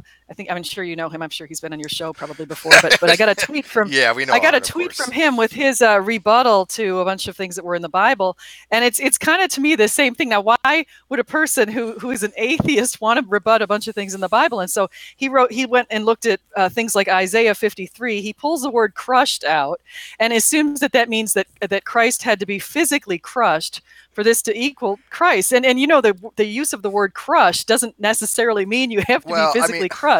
So those are the kind of deals, those are the sorts of things that I find myself dealing with, where people are taking the words from the Bible and applying them in a literal way when they're not meant to be literal. I agree with you to a certain extent. I think with Aaron, look, he's done this for a lot of years, and I think that he's probably addressed a lot of this stuff, and so he does keep things very basic and throw things out there and say, here's the explanation. And I get that. I do that as well sometimes. Let's be realistic. But the difference is, can you explain the explanation? When a creationist says, here's a link, and I ask them, what's the argument, and they can't explain it, then they're not doing me any good, right? But when we throw things out there, we've already dealt with them many times. But I do think Aaron, we all know, loves colloquial definitions. He does argumentum ad dictionarium to no end. I mean, he just doesn't have a philosophical mindset, and I love the guy. He I do. I really like Aaron, but we do not see eye to eye in any way, shape, or form when it comes to these topics. That's he interesting. even has a few videos where he talks about how he's argued with the authors of dictionary.com on certain definitions. Yeah, and believe me, he's argued with all the skeptics before. I mean, even the big names. I'm not going to mention whom, but yes, because they've told me. But he's had very similar conversations, and I think the biggest criticism that the entire skeptic community has against Aaron is that he does rather argue from a dictionary, which is descriptivism, rather than what's called prescriptivism. A dictionary, contrary to what people think, does not define words. It gives you the general usage, and it's very, very broad, but it doesn't give you a prescriptive definition, meaning that it doesn't say this is what the word needs to be used or means in this particular field. That's not what a dictionary does. So how it should be used. Yeah, they don't do that. Yeah, exactly. So when people, if you go to, and I don't like Rational Wiki. I think Rational Wiki is shit, by the way, people. I'm sorry. I don't like that at all. I hate all wikis, crap. actually. Let me get that recorded again. I hate all wikis. I can't stand Wikipedia or any of them. I don't mind Wikipedia. I find it to be pretty decent for quick reference, and if you want to get a little more in depth, you can go from there. I think it's a good starting point. But Rational Wiki has so many mistakes that I found, and it's very biased. But even I do agree with them on the argumentative ad dictionarium. It is not a true fallacy per se, but I think what they say makes a lot of sense on it. If you have to argue your argument from a dictionary, you have no argument. Period. Yeah. It's just you're just saying, okay, well, here's a colloquial meaning for this, therefore it's true. Well, that's like saying, well, the theory of it means guess, so therefore I could argue that the theory of evolution is a guess. No, that's ridiculous. And I think Steve, you and I have had no less than 5 or 6 different conversations where we've both come to the conclusion that defining terms in the beginning is important, and if you have to suspend your terminology in favor of the other person's terminology in order to continue a conversation, then you have one of 2 choices. You can either continue the conversation with your suspended definition, or you can stop the conversation, but otherwise you're talking past each other. You can't just say, this is the definition, we're going to have to work with this. There's obviously a few things that are different, like if you're going to go scientific theory and then say that's guess, no, that is incorrect in every way, shape, and form. Nobody uses that within the field. Obviously, you have to stay with that definition. But if you're arguing colloquial definitions, you cannot have a conversation if you two are talking about 2 things with the same words with completely different usages. Okay. It cannot happen. Well, let me give an example with Aaron because this is what I saw. So he sends me this thing, and actually I'm probably going to have to write a rebuttal to it because it did show up on my timeline, and I kind of like writing rebuttals to Aaron. So Aaron, I keep saying his name wrong, but he showed up and he said with Isaiah 53, there's a controversy. A lot of Jewish people think that Isaiah 53 represents Israel as a country, and Aaron pulled some information in different books of Isaiah that point to that. Other books of Isaiah have pointed to the servant basically being the suffering servant being Jesus. And so there are some passages in there that say he's pierced for our transgressions, he was crushed for our iniquities. And Aaron takes the word crushed and decides that Jesus needed to be physically crushed. And since he wasn't physically crushed, I think that's a horrible argument for him. But that's the kind of thing where I say, right? Come on. Clearly, yeah. We're going to move on to the next question here, but before I do, I think Red Venture in the live chat makes a very good point, and this is something that I pointed out as well, same reasoning. He says, if you're not a feminist, you're sexist, based on dictionary definition, clearly points out the flaw in his argument style. He addressed it to me. Yeah, and same thing, look at, I'm not a feminist, and so but if somebody says, do you believe in equal rights for women and men? I'm like, yes. Then like, you're a feminist. No, I'm an egalitarian. No. And I had the same. I actually had an ex of 4 years. So she was a hardcore third wave feminist, and I know it's very strange. But I had this argument with her constantly for literally 4 straight years. She would say, "No, your position is that of feminism," and I said, "No, that drives me nuts. Just because you and Tumblr say that does not mean that is true." Exactly. And then if you're like, how you define feminism, well, of course, that's the whole thing, SJ. I define it as equality. So I actually think that I call myself a feminist. I definitely am not a sexist. And that's fine. No, I look at, I don't, the argument is not if you call yourself a feminist or not. That's fine. Look at, but like myself, I don't define feminism as equality. I call that egalitarianism because it is. Feminism has a different meaning nowadays, especially with third, fourth wave feminism. So I don't take on that label. There's a lot of reasons why, and I think a lot of people are in that position. But if you don't take on the label of feminism, it clearly doesn't make you sexist. That's ridiculous. No. And that's a good point, Steve, because I definitely think that some people do take feminism to an extreme, Right? And Yes, they're doing things to be anti-male and that kind of thing. And I don't think that's the right approach. It's supposed to be an egalitarian sort of view towards females and males, equal opportunities. Right. And so look at it again. If you don't take on the term feminism, it does not mean you're sexist or don't want equal rights. Exactly. At all. And that's what I see though, because they say by dictionary, if you don't accept this, then you're, a sexist, or if you do accept this, you're a feminist. Well, no, that's because that's why we don't use prescriptive dictionaries for these things.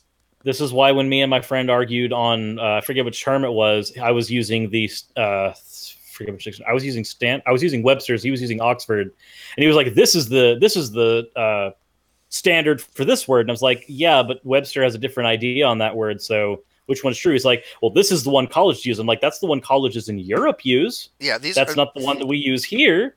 So which one is right? The answer is neither of them. The vast majority of dictionaries are descriptive, by the way, and I really hate this. Oh, well, one definition is correct or not. No, stop saying that. I've never even used that argument. There's a correct definition ever. I know people have attributed that to me, but I've never said that in any video. This is the correct definition. I've never uttered those words. Steve, I see somebody here, Dinah Cat Loves Me. He says egalitarian has a legal and not a social connotation. I have to disagree with that. They've done studies. There's a person called Shalom Schwartz who's out of Israel, and actually he's done a number of studies on values around the world, and he's one of many. I cited him today in a blog, but he's one of many who's looked at things like egalitarianism and hierarchy and those sorts of things and the way cultures vary along those lines. And so that actually is very much social values. Sure. Yeah, I agree with that. All right, I think we beat this one to death. Go to the next yeah, if you want to go see what feminism does to you, go look at Steve Shives. He has a big channel. He happened to broadcast it. I don't know how I caught it because I was looking through Hangout stuff, and I just happened to look at it. His channel's huge. He was a big name.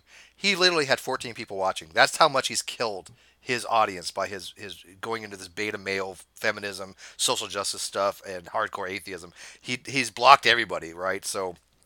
That's what I think. I think I'm blocked by him. I don't even know who he is. You are. Please, of course you are. Are you kidding? I'm blocked by him. Well, I'm blocked by PZ Myers. I mean, I don't even know.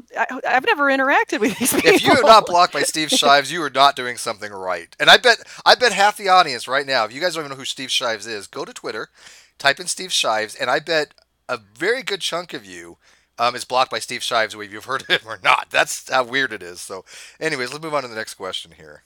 That is funny. Next time. 8.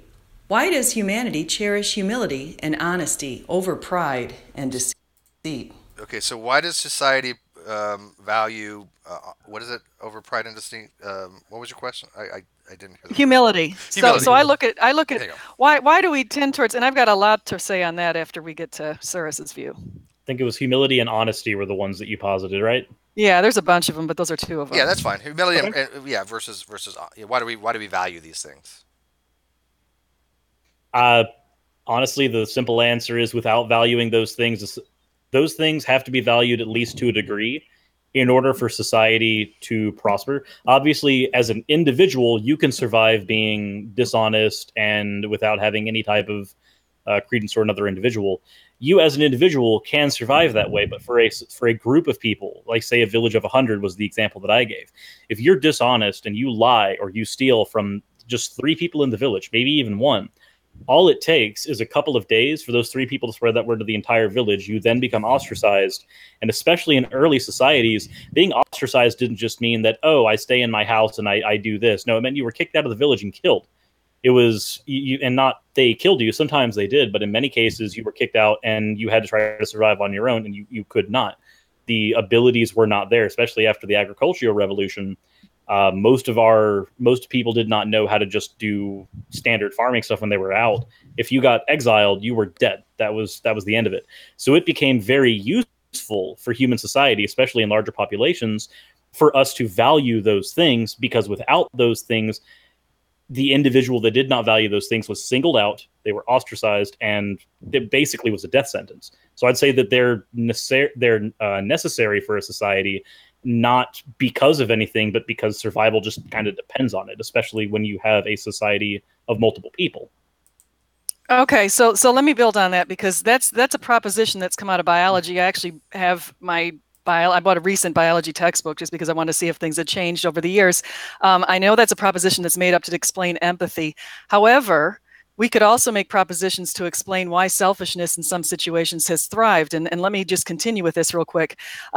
Again, biologists propose that if we look at what psychologists are coming out with and cross-cultural psychologists, I can name people like Robert House of the Globe Project or Gert Hofstede Gert Hofstede's produced a book called Culture's Consequences. There's other people like Shalom Schwartz that I just mentioned, or Fons Trampenaars. These people have actually conducted studies of thousands of people across over 100 countries, and they've identified that many countries have different values, and these values are inconsistent with what biologists have proposed as far as things like empathy. So if I just continue, so we've got our country in the United States, we're considered the most individualistic country in the world. Japan is considered what they call masculine, which basically means that they're okay with the idea of gender variation, that women's rights are not equal to men's. There's Arab countries that have these gender distinctions. There are places that are highly collective. Like if you go into Asia or South America or the Nordic countries, you're going to see that they're highly collective. So yes, in some places like those places, in the collective countries, they've appreciated the idea of cooperation. But beyond all that, we say, okay, well, then there's places like the United States where selfishness and individualism has actually done well. And Shalom Schwartz has this thing called self-enhancement versus self-transcendence. That varies by cultures. So if we go back and we say, well, then why, despite all this, despite the fact that we have country-level variations that are significantly different across societies, why is it that we know, even though that's the case, that helping behaviors are good? And so if we look at the way that societies are actually positioned right now, we can say, why do we know that? Like, how do we know that humility is good? We can see that, we have this innate sense that being cooperative towards our fellow humans, being truthful, being humble, these are all things that we want to be. Now, where did that come from? So when it comes to people being selfish in America, one, I agree. We actually have a lot of selfishness in America. But I would have to ask, what would your definition of selfishness be? Because I don't want to straw man you and use an argument that you're not trying to proposition for here. So what would you say would be selfishness? Thank you. No, that's actually a good point. So there's some characteristics that people in the United States have been consistent with. One of them is indulgence. Okay, so some other countries have characteristics that are more restrained. The Arab countries, for example, tend to be more constrained, or restrained, I should say. Self-enhancement is a focus on the self. It's a focus on hedonism. And the United States, we tend to be focusing on self-enhancement and hedonism, and those do relate to selfishness. Now, in other cultures, like the Asian cultures, they focus very much on self-transcendence, which is a focus on other people and harmony and those kind of values over the values of values that are self building, basically. But don't you think, though, overall, though, as a society, if we do have these values, that the society as a whole generally flourishes more than if we have focus on the individual? So for instance, no, actually, Steve, let me tell you that. Let me piggyback on that. The most individualistic countries in the world, and there's a bunch of them. There's the United States, Germany, Austria, there's a whole bunch. Hofstede's conducted studies since the late 1960s. He collected data originally at IBM. It's been duplicated by a major study by the Globe that came out in 2004. Hofstede's came out in 1981 and in 2001, the two studies in Culture's Consequences. But basically what they found is the whole self-enhancement, self-transcendence. That's one. Oh, I just lost my train of thought for some reason. It happens. Ask me that question it's early one in the more morning, time. whatever. We haven't had No, our just coffee what was yet. Say that one more time. The last question. Societies generally as a whole, if they have some kind of societal things, I'm sorry. based Was on the GDP? individuality. No, they've shown that individualistic countries have a very strong correlation with higher GDP. So actually, if we talk about it from a financial factor, and entrepreneurship and innovation also tend to be consistent with individualistic countries, that benefits society in the respect of GDP. Well, that's fair, but so for those countries to form and become as prosperous as they did, were they that way the entire time? For instance, I know that we value individualism a lot in America, but I also know that individualism was not necessarily the norm back when America was being founded, back when we were having to do, I think you're breathing into the mic a lot. But back when we were being formed, individualism wasn't necessarily one of the driving forces. It was the driving force for us to be individual and independent from another country, but that still meant that we were altruistic within our own country. And I think even in modern society, if let's say I'm dedicating 8 hours a day to bettering myself, which happens a lot, where I'm reading a self-help book, or I'm trying to improve a particular skill that I have, or anything like that. If I'm dedicating 8 hours a day to that, and I'm dedicating 8 hours a day to work, whether or not I like going to work while I'm there, I still have to operate in a somewhat altruistic fashion, or you get certain punishments that come down from that. It's just how those systems operate. Because in a society where you have, say you've got a farming society, in that society, you're going to have to operate altruistically at all times, because that's how you function, especially if you're a society that has a barter trade system from earlier days. But if you've got a society like we have now, where there's a definite divide between self-time and work time, your work time is still very much going to be for the benefit of your society, whether you want it to be or not. It's a predisposition. Once you go into the work environment, you are going to be helping out that particular job, and that particular job is going to be serving multiple people outside of that job. Even if you are individualistic and selfish, once you clock in and start doing that, you are still helping that society. So even though the ideals of the society might change, the functions really have not.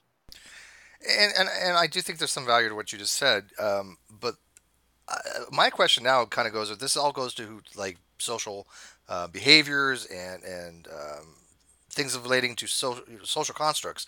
But what does it have to do with atheism? This is like one of the weirdest questions. I don't know why having value for honor, or not being hedonistic, or not focusing on the individual has anything to do with an atheist position per se. Because most atheists I know are not hedonists, unless you're a Satanist, right? I mean, they're not people that think that, oh, my individuality is such that screw everybody else. No, they recognize that individuality is good, but things are not created in a vacuum.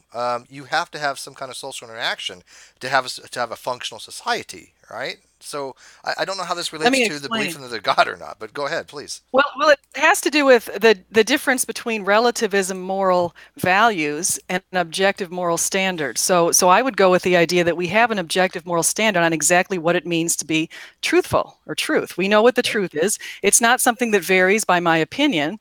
It's just merely the truth. It's been the same truth 100 years ago or 10,000 years ago.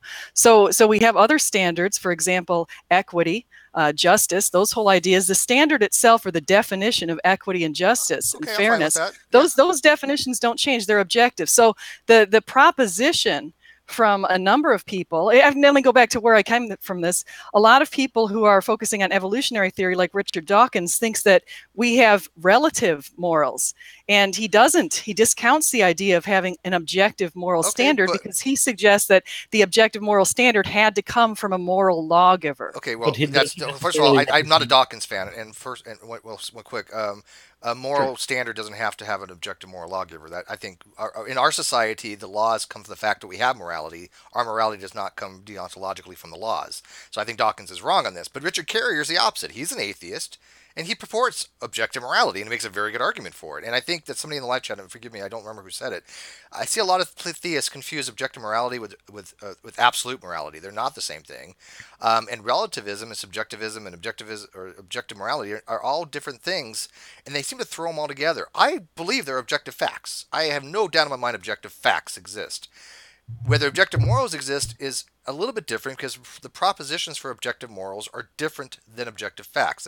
Mackey would call it argument from queerness, right? That these things we call morals, are they actual propositions? And either way you look at it, whether they're actual propositions or not, I have no problem with there existing objective morality, none whatsoever. I don't. I think it makes sense that objective morality would exist, unless you're an error theorist, which case these propositions do exist, but they're all in error, right? That's what error theorist means. They're all false because of some weird reasons. But so Steve, to build on that is, and I understand there's people like Sam Harris also. Sam Harris as well, yes, morality. Absolutely. However, he's like a $20,000 thing you could win. I've read his book. Yeah. I've read his book. He basically says that we have this innate desire to focus on subjective well-being, and he actually doesn't really define well-being, but he says that we have this desire to maximize well-being. Well, for example, harms and benefits, but something like objective fact, okay? And it's an objective fact that we as humans have to eat to survive. It doesn't matter what you think about that. You can say, you know what, I don't believe that. I'm a breatharian. Okay, so what? It is still objectively true that you have to eat to survive. You can be a breatharian for about a month and a half. Yeah, I mean... But the argument, I don't think the argument's quite clear here, because the argument that people make, and I think even you just made it, is you're saying that our society socially construct what we consider to be true, or what we consider to be equity or kindness or justice. No. Or you're saying that it could be something that transcends societies and actually has gone through generation after generation and culture after culture. That's the idea with objective morality, why we say there should be an objective lawgiver. No, that's well, objective morality doesn't necessarily require an objective lawgiver. Objective morality just says that morality is not dictated, but morality is intrinsically tied to an objective standard.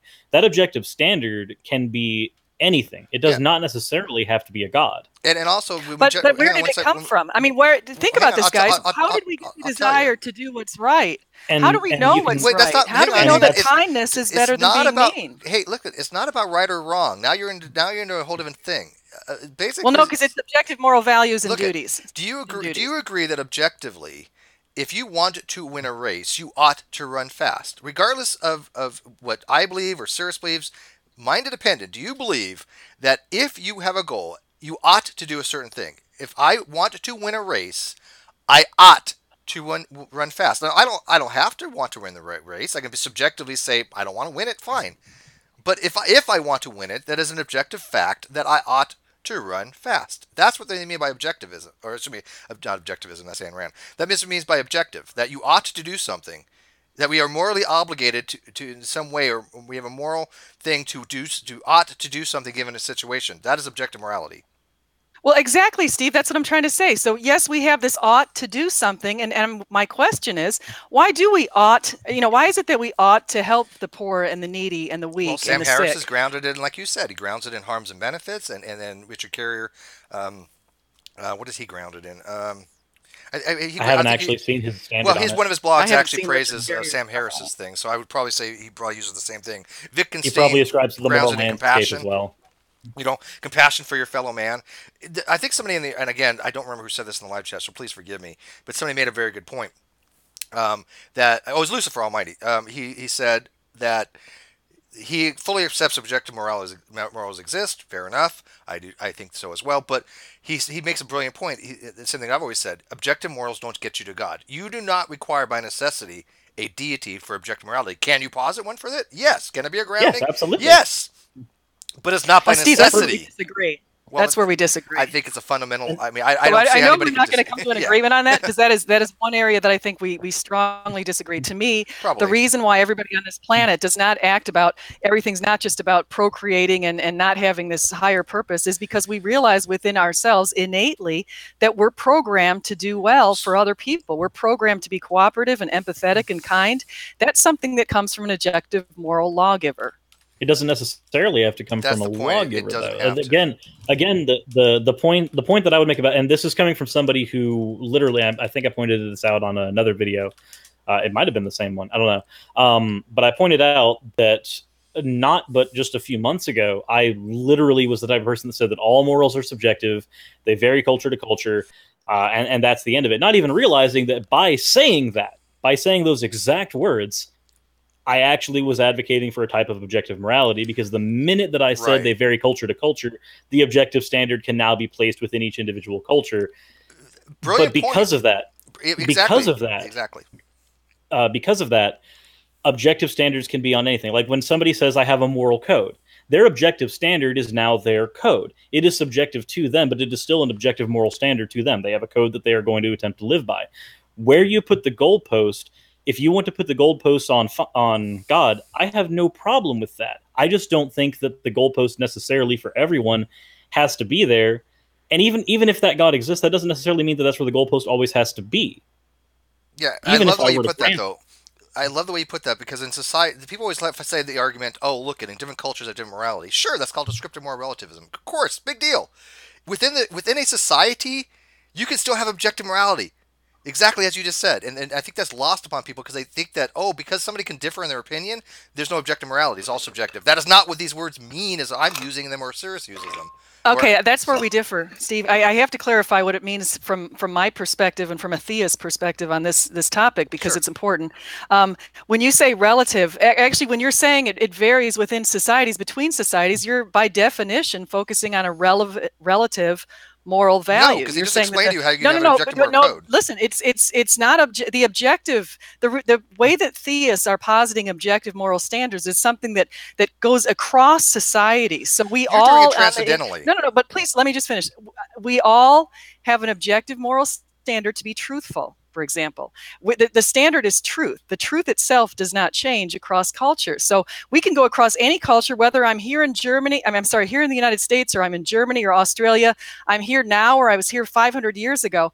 That standard of truth is the exact same. That's the objective standard. It's not saying it's objective here in the United States. That's a relative standard. Yeah, I don't think you're speaking for all theists on that. I'm definitely speaking for the ones that I follow. Sure, I mean, as far as like William Lane Craig and the other ones, William Lane Craig, Frank Turek, C.S. Lewis, they all form it the same way. All right. Okay, well, anyways, that's fine. We could probably spend hours talking about this particular topic. Real quick, I know you're not a Calvinist, SJ, but when you're talking about this sense, are you referring to like a sensus divinitas, or how do you pronounce it? Sensus divinitatis. Is that how you pronounce it? Sense of divinity? Or sensus dietis? I'm not sure I'm not sure. It's basically that Calvin posited this universal sense that we have a deity. It's sensus divinitatis, I believe. You know, sure, yeah. Actually, isn't that a lot like what Paul said about he didn't posit that. It's in First Romans. So that sounds exactly like what Paul's argument was. It absolutely is. I'm sure it probably didn't come from Paul. The Bible's not my thing. Let's be realistic. Don't come to me for biblical stuff. I'll be like, what? It's not understandable. Not Calvinism, but no, I definitely think that we're all hardwired for God. Sorry. Go ahead. No, I just as soon as you said that, me and SJ both had the exact same thought. That was Paul. Well, that's fine. Yeah, I defer to you on that, both of you on that. So, anyways, let's go on the next question. Here we go, because we're coming up to 2 hours pretty quick, and I don't even know what question we're on. Here we go. 9. Why do almost all feel compelled to do what's right by helping neighbors? Okay, number 9 is kind of the same thing. Why do we all compel to do what's right by helping neighbors? 2 seconds to answer that. Because we're good people. I mean, we're basically, I think, majority of people, I like to think so, are just, decent, good people. And when they see a neighbor in need, they help them out. I mean, I've experienced it. I've tried to help people out. I think that's just something that we do. I mean, there is an ego thing to it. We can't front and say that doesn't exist. I think it makes us feel good to help other people, at least to some degree. But is that the only reason? No, I think there's an altruistic reasons too. We know what it's like to be in situations where we need, and because of that, we want to help other people just like we would be helping us. The golden rule, kind of the if you want to call it even a categorical imperative of sorts. What do you guys think of that? I agree with you, Steve. No, I think, and even if you go across any religion that's a major religion in the world, all of them have some form of the golden rule. And so it's, and there's Bible passages that basically say we're hardwired to follow God. Also, we're hardwired to be moral and have a moral code. And then there's, of course, Bible passages that basically explain why we're humble. If you look at humility itself, and the reason I brought that up last time is because it says very specifically, pride comes before the fall. And I think any of us, if we've ever been proud, and I know I have at times, I've definitely been knocked down. So I think there's something that was very predictive in the Bible. I think that's the same reason why I point, for me, I don't necessarily think that that it has to be with those particular descriptive mechanisms. I mean, obviously, SJ, you and I disagree on a lot of stuff here, and there's nothing wrong with that. That allows us to have a discussion. But I do agree that on the whole, most people want to do good. I think there's a level of dopamine reward that comes with it. There's a level of empathy most people have when we study mirror neurons that helps out with that as well. I think the descriptive mechanisms are different, but I think fundamentally we agree. People are generally good. Right. Yeah, I think we're all on the same page on that. I think the only thing we differ is, and this goes to a question we had on the Non Sequitur show the other night, can you be good without God? I don't see any reason why it makes a difference. If God ceased to exist, hypothetically, right, if he does exist, if he just vanished, would we be any different than we are now? I would have to say no. I mean, unless you can posit some metaphysical reason why his existence is our empathy is contingent upon him. Unless you say, well, God sustains the universe, without him, there's no universe. Okay, but let's put that to the side. If there could be a continually existing universe that he doesn't sustain, if you're into that theistic personalism type perspective, then why would we all of a sudden stop being empathetic without God? Why would we not still be doing the same things we do now, SJ? No, that's a good question, Steve. And I think that we would not stop being empathetic. I mean, at least in this generation, if we were in just say stop right now, suddenly God is not as present for people, because I think that speaks to the idea: can atheists be empathetic? And hell yeah, they can. I've seen a lot of very empathetic atheists. So if atheists feel like they're without God, and I see them acting empathetically, well, then that just answers your question of yes, it's possible to be good without following or believing in God. I've seen it with humanist atheists, especially. And I think we all agree with that. Do you agree, though? And you could posit that God was the beginning of all morality and goodness and all that kind of stuff. Fine, but if he did stop existing, are you saying that over a period of time, man would be going to some kind of like moral decay, or everybody would stop being altruistic? Well, here's what I believe. There's a phrase in the Bible that says the kingdom of heaven is within you, and I believe that God infuses us all with love and empathy and kindness. I think that in my beliefs, and I know we all have different ways that we think that this came about, but I think that God is inside. I think that if you do choose to be separated from God, I don't think that that's going to occur until after you're gone from the earth, and at that point, you could end up walking away, and that's your choice. Okay. So. All right, let's go to, I think we're on number 10 now. Well, here we go. Why is there a norm of reciprocity? 10. What is our greater purpose? Okay, And 11. so I think I didn't finish number 9. You were talking about reciprocity. Same thing. Why do we have a reciprocation of things? We already dealt with that. Fun fact. When I was when I was making the video, I stopped it at that point, and then I played it and went, "Oh crap, I need to edit." Yeah, I thought I didn't hear the pause there. So yeah, when she was talking about I threw 2 questions right in one. Sorry about that. Number 10 again. And 11. Why is there evil in the world? So Greater go back to 10 purpose? real quick. And 11. God, Why I is keep there going back in the evil wrong spot in of the video. helping One second. neighbors? Why is there a norm of reciprocity? 1 sec. 10. What is our greater purpose? Okay, number 10. What is our greater purpose? Procreation. Being. I would say that that's a lesser purpose, but that's okay. you It's still saw a the video purpose. Yeah, it's a purpose. Yeah, and I do think that we have purpose. I have nothing to say. I have no reason to say there's no purpose to life. I think that's kind of nihilistic. Now there might be some people that do that, and I think the problem is that when you have theists that says, oh well, if you're an atheist, you've got to be a You're nihilist. a nihilist. Yeah, and that's just absurd. And by the way, there's many types of nihilism. There's epistemic nihilism. There's moralistic nihilism. There's a whole bunch of nihilism. But I think that if we want to say we do have a purpose to flourish, to it's called etymoia. Etymoia, is that how you pronounce the word? I hate pronouncing half these words. I know what they are when I read them and I understand them. Sure. Etymoia is basically human flourishing. But we have a purpose for existing. In that case, is to have a functional society with procreation as part of it. I mean, what would you define as a greater purpose, Suris? For me, a greater purpose would be something that is not necessarily required to survive. So, for instance, for a species to survive on the whole, people must eat, people must drink, people must bring forth. I don't want to. I was going to say fornicate, and I don't know why that was the word that came up. But people must be able to bear children in order for a society to continue. I would say those are lesser purposes because they're requirements. They're requirements for society. If nobody had those purposes, they would all die out. Okay, fair enough. Once you achieve those purposes, though, once you've gotten those lesser purposes out, and I know that it's a very gray area, but once those purposes are taken care of, you can then strive for other things. So, for instance, until the agricultural revolution, our day was our lesser purposes, or our higher purposes at least were survival. That was all we had. Once we had the agricultural revolution, people had the ability to learn more about the world because we had more time. So, for instance, with me, a greater purpose would be something like, hey, I like having my channel and I like working on my channel because it allows me to have these conversations which are thought-provoking. For me, that's a greater purpose. It's greater than what I need to survive. I don't need this to live. it is a greater purpose in that sense. And I would say that for me, that's what I would ascribe a definition of greater purpose. I don't know if I would define it that way. I think I might diverge a little bit on this one. I mean, I'm willing to give that argument a shot. I don't know if that's how SJ meant it, though. So no, I actually are you guys familiar? I'm sure you're familiar with Maslow's hierarchy. Yes, right? Yes, of course. Maslow's hierarchy. Needs, so you were just citing the lower level hierarchy of the lower level needs, where, for example, shelter, food, those sorts of things. Yes. Once we get past those needs, we get to the top, which is self-actualization, and so a lot of people would use self-actualization or even self-transcendence, just with another way to describe that, as being something consistent with our higher purpose. But to me, I take it to another level. I go past the whole idea of self-actualization, and I focus basically on what our purpose is in the eyes of the Lord. So I say, well, why am I here on this earth? What does He want me to do? That's sort of how I look at it. And to answer that, I look at my own gifts. Like, what am I actually pretty decent at?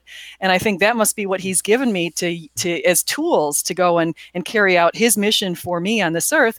And so I use those tools, and I think writing is one of my strengths. So I try to write a lot and communicate His words. And that's because that, to me, is my higher calling. Okay, so for you, and the way I worded it in the video was that, to me, it sounds like that ascription to higher purpose is saying that the purpose is higher because it was ascribed, because that purpose was dictated in some form or fashion. That automatically makes it higher. Am I correct in saying that, or am I? No, I'm saying the purpose comes from a higher power. Okay, but does that automatically make it a higher purpose for you? Yeah, it is a higher purpose for me, because it's my highest calling. It's the thing that I was put on this earth to do. So your purpose is contingent upon what God tells you your purpose is. Yes, definitely contingent on what God says. Because I don't really see that. I think that sounds very arbitrary. Yeah. I mean, if you don't believe in Christianity, or you don't believe you're not a theist, and you two are atheists, or I'm sorry, one of you is a temporal agnostic and the other one's an atheist, you certainly can't really understand exactly. I mean, it's not going to make sense to you what I'm saying. That's not true. We understand it. We're both theists at one time. We do understand how you're relating it. I think the argument is that we don't necessarily agree with it, because I can give arguments as well as Suris that we have purpose without the existence of a deity, because you're just saying that your purpose is contingent upon the fact that a deity tells you your purpose, and I don't think that necessarily follows. Well, it actually, I mean, it's in the Bible that it basically says we're supposed to use our spiritual gifts to fulfill God's calling to us. But it doesn't follow by necessity. So I'm not making this up. This is not unique. This is a belief, though. I'm saying, is it a necessity to have purpose? You must have a deity giving you that purpose. That, by necessity, no, I don't think that follows. Well, no, I do think, and that's actually a great point that you're making. I think that if we look at it towards, do I think atheists have a purpose? Yes, of course I think I think everybody on this planet has a purpose. It could be a different type of purpose. Like for me, I've got this purpose that I think comes from God. I have other purposes. I mean, I have a purpose of being a halfway decent mom. I have to be a good wife. I mean, I have to be a decent teacher. So I have all of these other purposes, but there's this one purpose that to me is the highest one of all. And that's the one that's in alignment with what God wants me to do. And I have no problem with you believing that. Obviously, I don't have a problem with that. Otherwise, we wouldn't be having a conversation. But personally, I don't ascribe it the same way. Personally, I think saying that a purpose is higher simply because it was dictated to you by a being that's higher up than you on a totem pole does not make that purpose higher. It makes it higher in the sense that a higher person is giving it to you, but it does not. I don't think that gives any more value to that purpose. It doesn't make it automatically higher. I think it's arbitrary. See, that's where we disagree, because you guys probably, I mean, obviously you don't have the same conception of God that I have. So to me, when the purpose comes from a source that's our creator, that created this entire universe, that's omnipotent, omniscient, omnibenevolent, and has many other great qualities. I mean, the source is coming from love. So to be consistent with that, it's the highest possible purpose that I can have. Well, and that's why I say I don't have a problem with you believing that, because within your epistemology, that's consistent. Yeah. That's why I don't have a problem with that. I agree with him. I mean, I don't think SJ is being inconsistent by this narrative. No, I think that's a very honest, it's a very consistent position to hold, and I have no problem with it.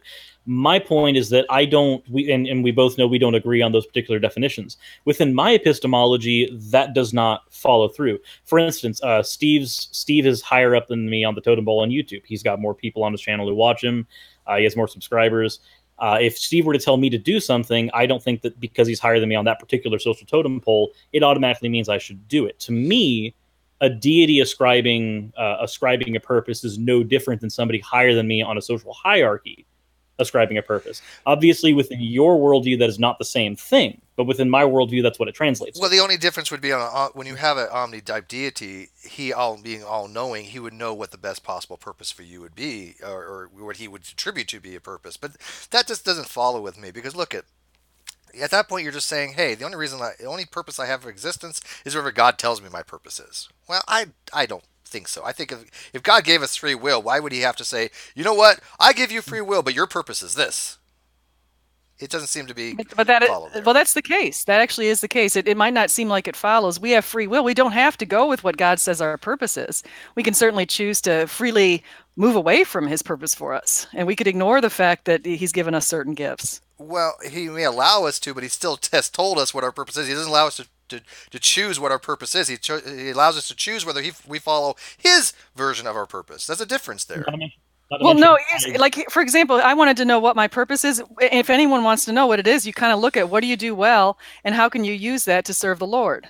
So my purpose is to destroy flat earthers. No, that's GeoStriber's purpose. You guys and are considering one of these. Geo. Let's go. I think you're considering where you find joy, and actually, I consider where I find joy too. We're consistent with that. I mean, you find joy setting up a YouTube channel and thinking about things and identifying different topics that you can study. I find joy in similar things too. That's maybe one of my purposes too, is to have this little YouTube channel I have and to do those kind of things. But there's just so we all have that, but it's just I also have this other purpose and that's why I asked the question. And that's why I have no problem with that particular belief, because again, I think that that's very consistent with your worldview, and I have no problem with it. All right, last one, and then we're going to have to close it out. It's getting over 2 hours now. So here's the last one. Here we go. And 11, why is there evil in the world? Okay, Thank you very much. This is really kind of weird to me that you had asked, why is there evil in the world? Because that is an argument that atheists will use for the non-existence of God. It's not a question that would be like, why does atheists cannot answer that? It's a question of, well, why, I don't think anybody can answer why there's evil per se, but the argument from evil, the logical or evidential, which Suris and I have gone in depth on in a recent hangout, so I think we do know this argument pretty decently. These are arguments against the deity, especially the logical against very specifically an omni-type God. So where evil comes from is, that's just a byproduct, I think, of existence. And what we attribute to be evil, we call things like natural evil. Does it mean that it has some kind of metaphysical overtones of being so harmful by like a demon doing it? No, I don't think so. But Plantinga argues that. He actually argues, and I just recently found this out, he actually argues that natural evils come from demonic beings. And this is a well-educated philosopher. And I'm like, well, if you go ahead. If you fart in a mosque, they say that the jinns did it. Do they? Well, let me speak to why I mention this, because I think we're all in the world, and we all have to kind of look out and explain things around us, and to understand, well, the world doesn't just consist of love, the world also consists of evil. So a lot of atheists have posited that God cannot be God because he's not making the world perfectly loving. In many ways, we all experience evil, and we've seen these horrible sides of humanity, and whether you posit demons or whatever you posit, we just have seen people acting horribly towards each other. And I wrote a blog on Tracy Harris today that talked about her perceptions of, hey, I'm more moral than your God because I've experienced or I've seen or I've heard about these awful things that have happened in society. So how do you explain evil? Well, it speaks to our purpose of why we're here. We're not here to be God's little pets in a sanctuary that he's going to, act like we're going to be little puppets and in this place that's kind of like the Garden of Eden. We're actually here to fight a spiritual battle and to develop our spiritual purposes. And you can't develop love without understanding fully hatred. You don't get compassion and empathy if you haven't seen the other counters on that. You don't become more selfless unless there's something to be selfless about. And so all of these different great traits that we can strengthen can be strengthened through seeing both love and evil. And so that's why we're in a world that is horrible. But the idea is you live your life and you try to strengthen your spiritual abilities and you move on. Yeah, that's called the soul builder theodicy, and I have a lot of issues with it. It's actually one of the arguments for the evidential problem of evil. And I think it also proves a lot of or not proves, but it also posits a lot of arbitrary things as well. For instance, why would we need any of those values in the first place when those values could have been for an omni-god? Those values can be delivered without having to have that hardship in the first place. And for an omni-god with the problem of evil, if they do have all those tendencies, they have the ability to give you those. They have the ability to give you that knowledge and those feelings and all of that worldview without you having to go through all of that evil that supposedly has to necessarily be in the world for that to happen. Yep, and Sirs, that implies that we're like robots, and we should just be. No, God should just pass down. It doesn't imply that we're like robots. No, it does imply that. No, it does. It implies that we're kind of like robots, and God should just give us these traits. And I don't want God to give me the traits. I mean, how do you think about people like Harriet Tubman? I mean, look what she went through with the Underground Railroad. She's an absolute hero. Then I think about I know a guy. Let me just mention this. I know a guy, and we could all have anecdotes, but I know a guy who lives in South Florida who's extremely wealthy. He inherited $50 million when he was in his early 20s, and his mom inherited $250 million, and I'm not going to mention his name, but this guy has the easiest life. He sits and eats bonbons all day and pretty much doesn't do anything but figure out how he can build a bigger house or decorate his house or be featured in a magazine. So which one would I rather have lunch with if I were able to have lunch with someone like Harriet Tubman or him? I certainly would want to go for the one who's built her spirit up to be an amazing person. But but here's the problem, SJ. Look at, and I think Suris is right. God could have given us that knowledge. If He can give us purpose, He can give us some instilled knowledge. But that's not really the biggest argument I have against the soul builder theodicy. The biggest problem I have is if God wanted us to understand the dichotomy between good and evil, He could have done that with lesser degrees. He doesn't need to have horrific evils in order for us to know the difference. If God created a possible world with one less, and this is kind of Tracy Harris's thing, and other people, if God created the world with one less evil in it, whether it be a moral or naturalistic evil, it'd automatically be a better world. It's a better world. And God, if that's the case, then God had to create this world by necessity, not by contingency, because this was the best possible world that He thought would give us whatever it needs to be a soul building, which means that if the evidential argument for evil is the case, that God cannot be omnibenevolent, because he cannot coexist with the other omni traits, and this goes back to logical evil, but you can't say that an omnibenevolent God that's omnipotent and omniscient has these traits coextensively. It is an inconsistent logical framework. And no, I disagree with that, but I'll go on. I'll let you finish. Well, that I don't think I don't see how you can disagree with that. That is kind of a standard in the logical problem of evil. It is a logical possibility for those omnis to coexist, because the same reason why you can't have 100% God that's justice and 100% God is merciful.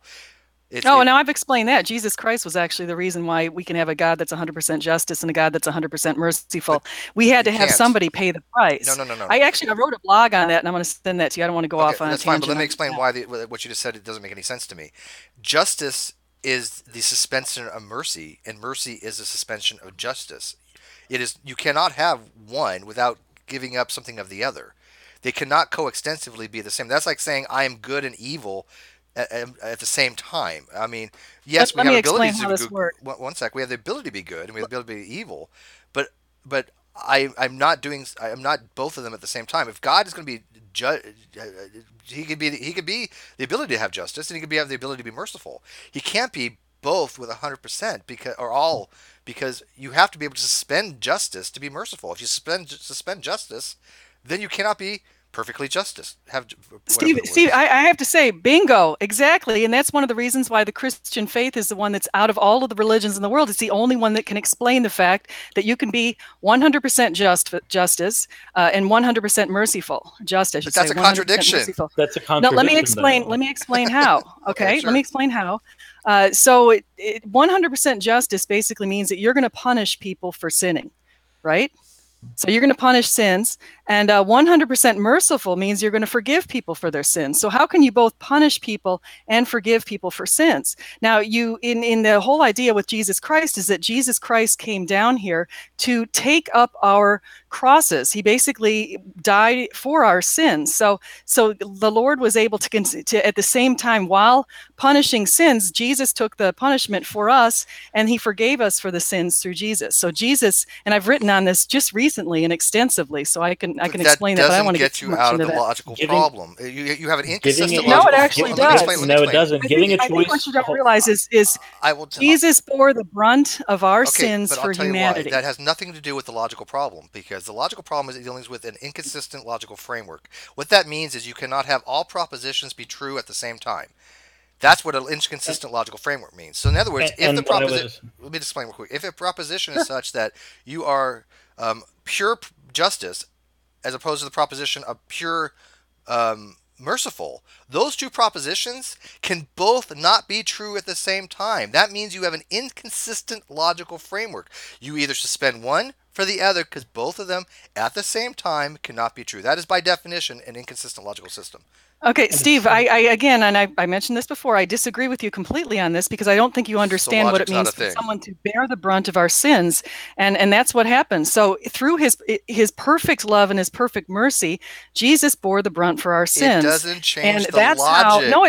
No, it does change it, Steve. That means that God is able to both be the all-punishing, the all-just and the all-merciful God at the same time. Okay, so you're positing that God will do. I just want to make sure you're positing that. And there, I am fine with positing contradictions. If you want to have a paraconsistent system where logical contradictions can exist, I'm okay with that. There are paraconsistent logics that don't have the principle of explosion. But you're positing that your deity, because this is contrary to most theists. Most theists say that God cannot do things that are illogical. You're saying that your version of God can do illogical things that can't have contradictions? No, Steve, you're creating a question that's creating a false dichotomy here in the first place. So we have an all just and an all loving, merciful Lord. I have and a question, SJ. the fact that you have to have somebody pay the price for our sins to be all just and all merciful, and Jesus paid the price for our sins. So I have a question. One sec, sir. I promise. What you're literally saying is because Jesus paid the price, a contradiction can occur. That's how everybody's watching this. That's literally what we hear you saying. Because Jesus paid the price, now we can have a contradiction. But go ahead, real quick, Suris. No. Jesus paid the price, so now we have an all just Lord who did punish for sins. He punished the sins of humanity, and he also forgave the sins of humanity by doing this himself. Go ahead, Suris. Okay. So just to make sure that I'm getting this correct, it is in your worldview not a logical contradiction to be 100% justified. To have 100% just and to be 100% merciful, correct? Correct. I wanted to make sure that I That's your position. I'm not misrepresenting this. I would never want to misrepresent AJ. No matter how many times I hear it, I'm still going to ask for clarification, because there's always that chance I'll accidentally. Yeah, I know, I get that, and I really like SJ. I'm not going to front people. I do like her. No. People don't have to agree with her, but I find her very personable, and I get along with her. However, on this particular topic, I think her logic is way off. I mean, just bizarrely off. But that's whatever. Okay, let me, if you don't mind, can I send you the link to a blog that I've written, and I've gotten a lot of details on this, because I think I can't explain it as well sometimes orally as I could in written form, and I have it all in written form. So sure, and I want you to look, and I'll send you something on what's Epicurus' paradox of evil, basically the omni traits that I talked about, the omnibenevolence, omniscient, and omnipotent. These three traits cannot coextensively exist at the same time. That is the logical problem of evil, and it actually demonstrates logically that because evil exists, and because if those three traits existed, there could not be evil. There's an inconsistency in the logical system.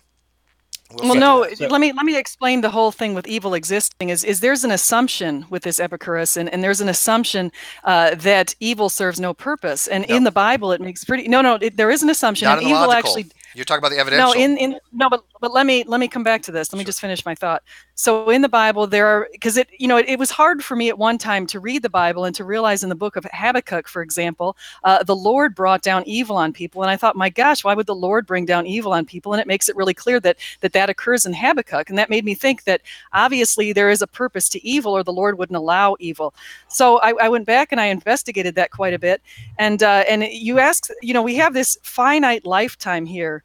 on this planet, and we have an infinite life ahead of us. So God can see the entire picture inside this planet and outside the planet, as I mentioned before, with the ideas of immanent and transcendence.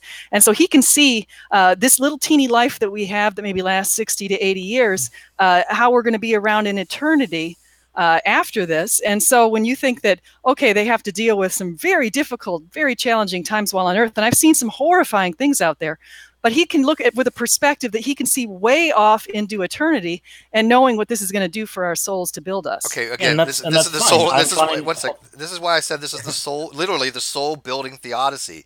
That goes against the evidential problem of evil, not the logical. The logical you get a defense for, like Plantinga's free will defense.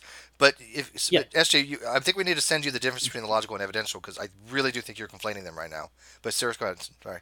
Okay, so and if it seems that since we're talking about a logical issue, a 100% just, 100% mercy issue, by allowing that evil to exist for even the 60 years of somebody's life, even if that is a minuscule portion of existence, with existence being infinite in heaven and hell and literally anything else, if we even take hell out of the equation, if we take eternal punishment out of the equation and eternal life out of the equation, by just having a finite amount of evil on the earth, not even talking about any other afterlife, by having that finite amount of evil, you automatically cannot have 100% in either category. Once you allow that little bit of evil, you no longer have a 100%. You can have 99.99999%. You can have 99.999%. Pam is angry at me. Notice he's not saying repeating. Good man. You're triggering me. You can have 99. I'm not going to say repeating, because if I say repeating, it's 100 by definition. Right. But if I say you have 99.999% mercy and 0.00001% justice, that I'll just say 0.1%, because I don't feel like adding in the zeros multiple times. By having that 0% justice, or having that 0% evil, if we just have a dichotomy between good and evil, by having that, you automatically do not have a 100% in either category. Correct. Situation. You cannot, and that's me taking heaven and hell out of the equation. I think the numbers get worse once you add heaven and hell into the equation. But if you're just talking about finite existence, the minute you add even a fraction of a percent in one area or the other, in good or evil, you automatically cannot have 100% in either, if we are talking about the logical problem of evil. Yep. But anyways, we have to wrap this up. It's gone over to the 2 hours I allocated. But do you guys want to give you a brief summation on this before I kind of take it out and say a couple things, and then we'll kind of close it out? Seriously, why don't you go first, and then we'll let SJ go after. Okay. I'll say that even though me and SJ don't agree, obviously, on a lot of these things, I did enjoy the opportunity to talk, especially because in the original video there were a few things that needed to be clarified before I could even address them in the video, and I think this gave me a chance to actually talk about those things in a way that some of those definitions could be better defined. So I actually really enjoyed this. I don't have any issue with SJ. I think that she's consistent within her epistemology, so I have no problem with any of that, even though we agree on a lot of fundamental topics. Okay. SJ? Yeah, thank you. And I always have enjoyed coming on your channel, Steve, and I've enjoyed coming on the Non Sequitur with Kyle too. And I've enjoyed today talking to Suris. It's been really nice. He's got a lot of great perspectives, and both of you have a wealth of knowledge that I've come to appreciate. And so, again, I really thank you for the opportunity to come on your channel. Yeah, I guess that's what I'll say. And I appreciate you coming on. Look at, this channel obviously is a little different than the Non Sequitur show. We try to get into more deeper stuff on this channel. This was generally superficial for the most part, but we take, and this is something that Kyle and I had discussed, the Non Sequitur show would kind of be more of a superficial level on a lot of these topics, and then we kind of get deeper on my channel, and I'm okay with that. I think it kind of works out okay. But on this particular thing, I think this was a great opportunity for you two to just talk to each other. You had a video, Suris had a really awesome response video, and I think this is really healthy to have this kind of dialogue. And I have put the links in the video description, so if people want to check out the people's original videos, they're there. And I want to thank you both for coming on. And I also want to put a shout out. I've been going around at late night because people know I have insomnia, and sometimes I'll just go around and I'll check out other hangouts, and I've been finding a lot of other communities out there that I didn't know existed. And you know what? I'm finding out they have the same problems that any other community have. But there's some really good people, and like one, there was a John the Lounge, I think, was one the other night, was kind of cool, and there's another one, Cynicus, that I had ran into. Seems like a really nice guy, gaming community, and for like 2 hours we just played, What Am I game, and so I threw it up on the Great Debate community, and if you guys are interested in like meeting new communities, like I'm reaching out to other communities, then check them out and check out some of the other ones and bring them into the fold of the Great Debate community and to the Non Sequitur Show and just to these conversations.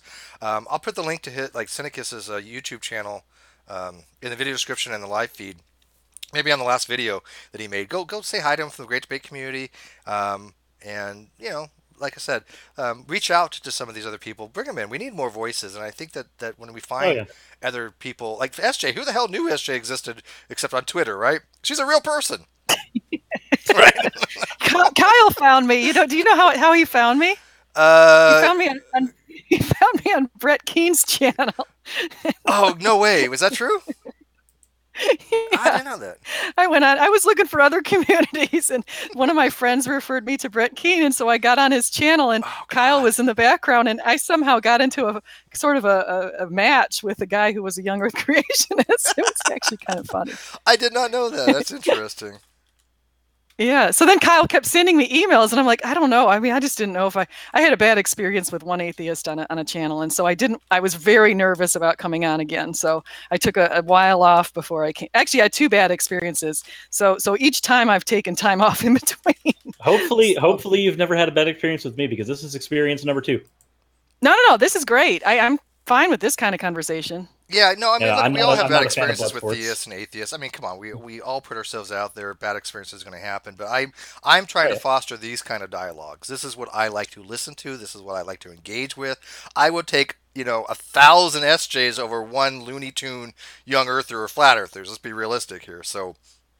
I mean, I have to agree with Suris, by the way. SJ, I think your framework is extremely consistent within your epistemology, but I do got to tell you, I think you're absolutely wrong on the logical problem of evil thing. But we'll dive into that more, and obviously, I'll send you some stuff on it. Sound good? I actually am really glad you did that, because you know what I'm going to do is you've driven me to want to explain that better. So now I'm going to have to go into looking into exactly what I'm believing on that and build on it. So sweet. And moreover, once you've done that, and once I've done some more research as well, because me and Steve had the conversation on the illogical versus the evidential one. Once you've done that, if you want to have a conversation on it again at a later date, I'm perfectly fine with that. Sure. Yeah, right, absolutely. Okay. All right, everybody. Hey, you know what? I told people before it's Memorial Day, so turn off all your computers and just chill from the internet. And yet we have a hangout today because I kind of forgot that we had planned this prior, even though I kind of took it to a turn. But whatever. You know what? I am going to basically get done with this, and I'm turning off my computers for the rest of the day for the most part. You know what? Enjoy your holiday, people. And I want to thank all my Patreons for this channel, all the Patreons for the Non Sequitur Show, all the people that are involved in the community, and the Great Debate community, and the extended Great Debate community, and all the people that really enjoy listening to these conversations and being a part. And by the way, the debate roulette, even though we're having bugs with it, it's going to take off, because I think that people really like the opportunity to come in and discuss things on the fly, especially the topics we have. Appreciate all the people that have been involved in the debate roulette. It's going to be fun. So anyways, guys, thank you very much. Enjoy your Memorial Day. Thank you. And thank you for all the people that have served in the military, and especially the ones that have given up their lives so you can have freedoms. That is a sacred value that I have. Good night. Me too. Agreed. Thank you.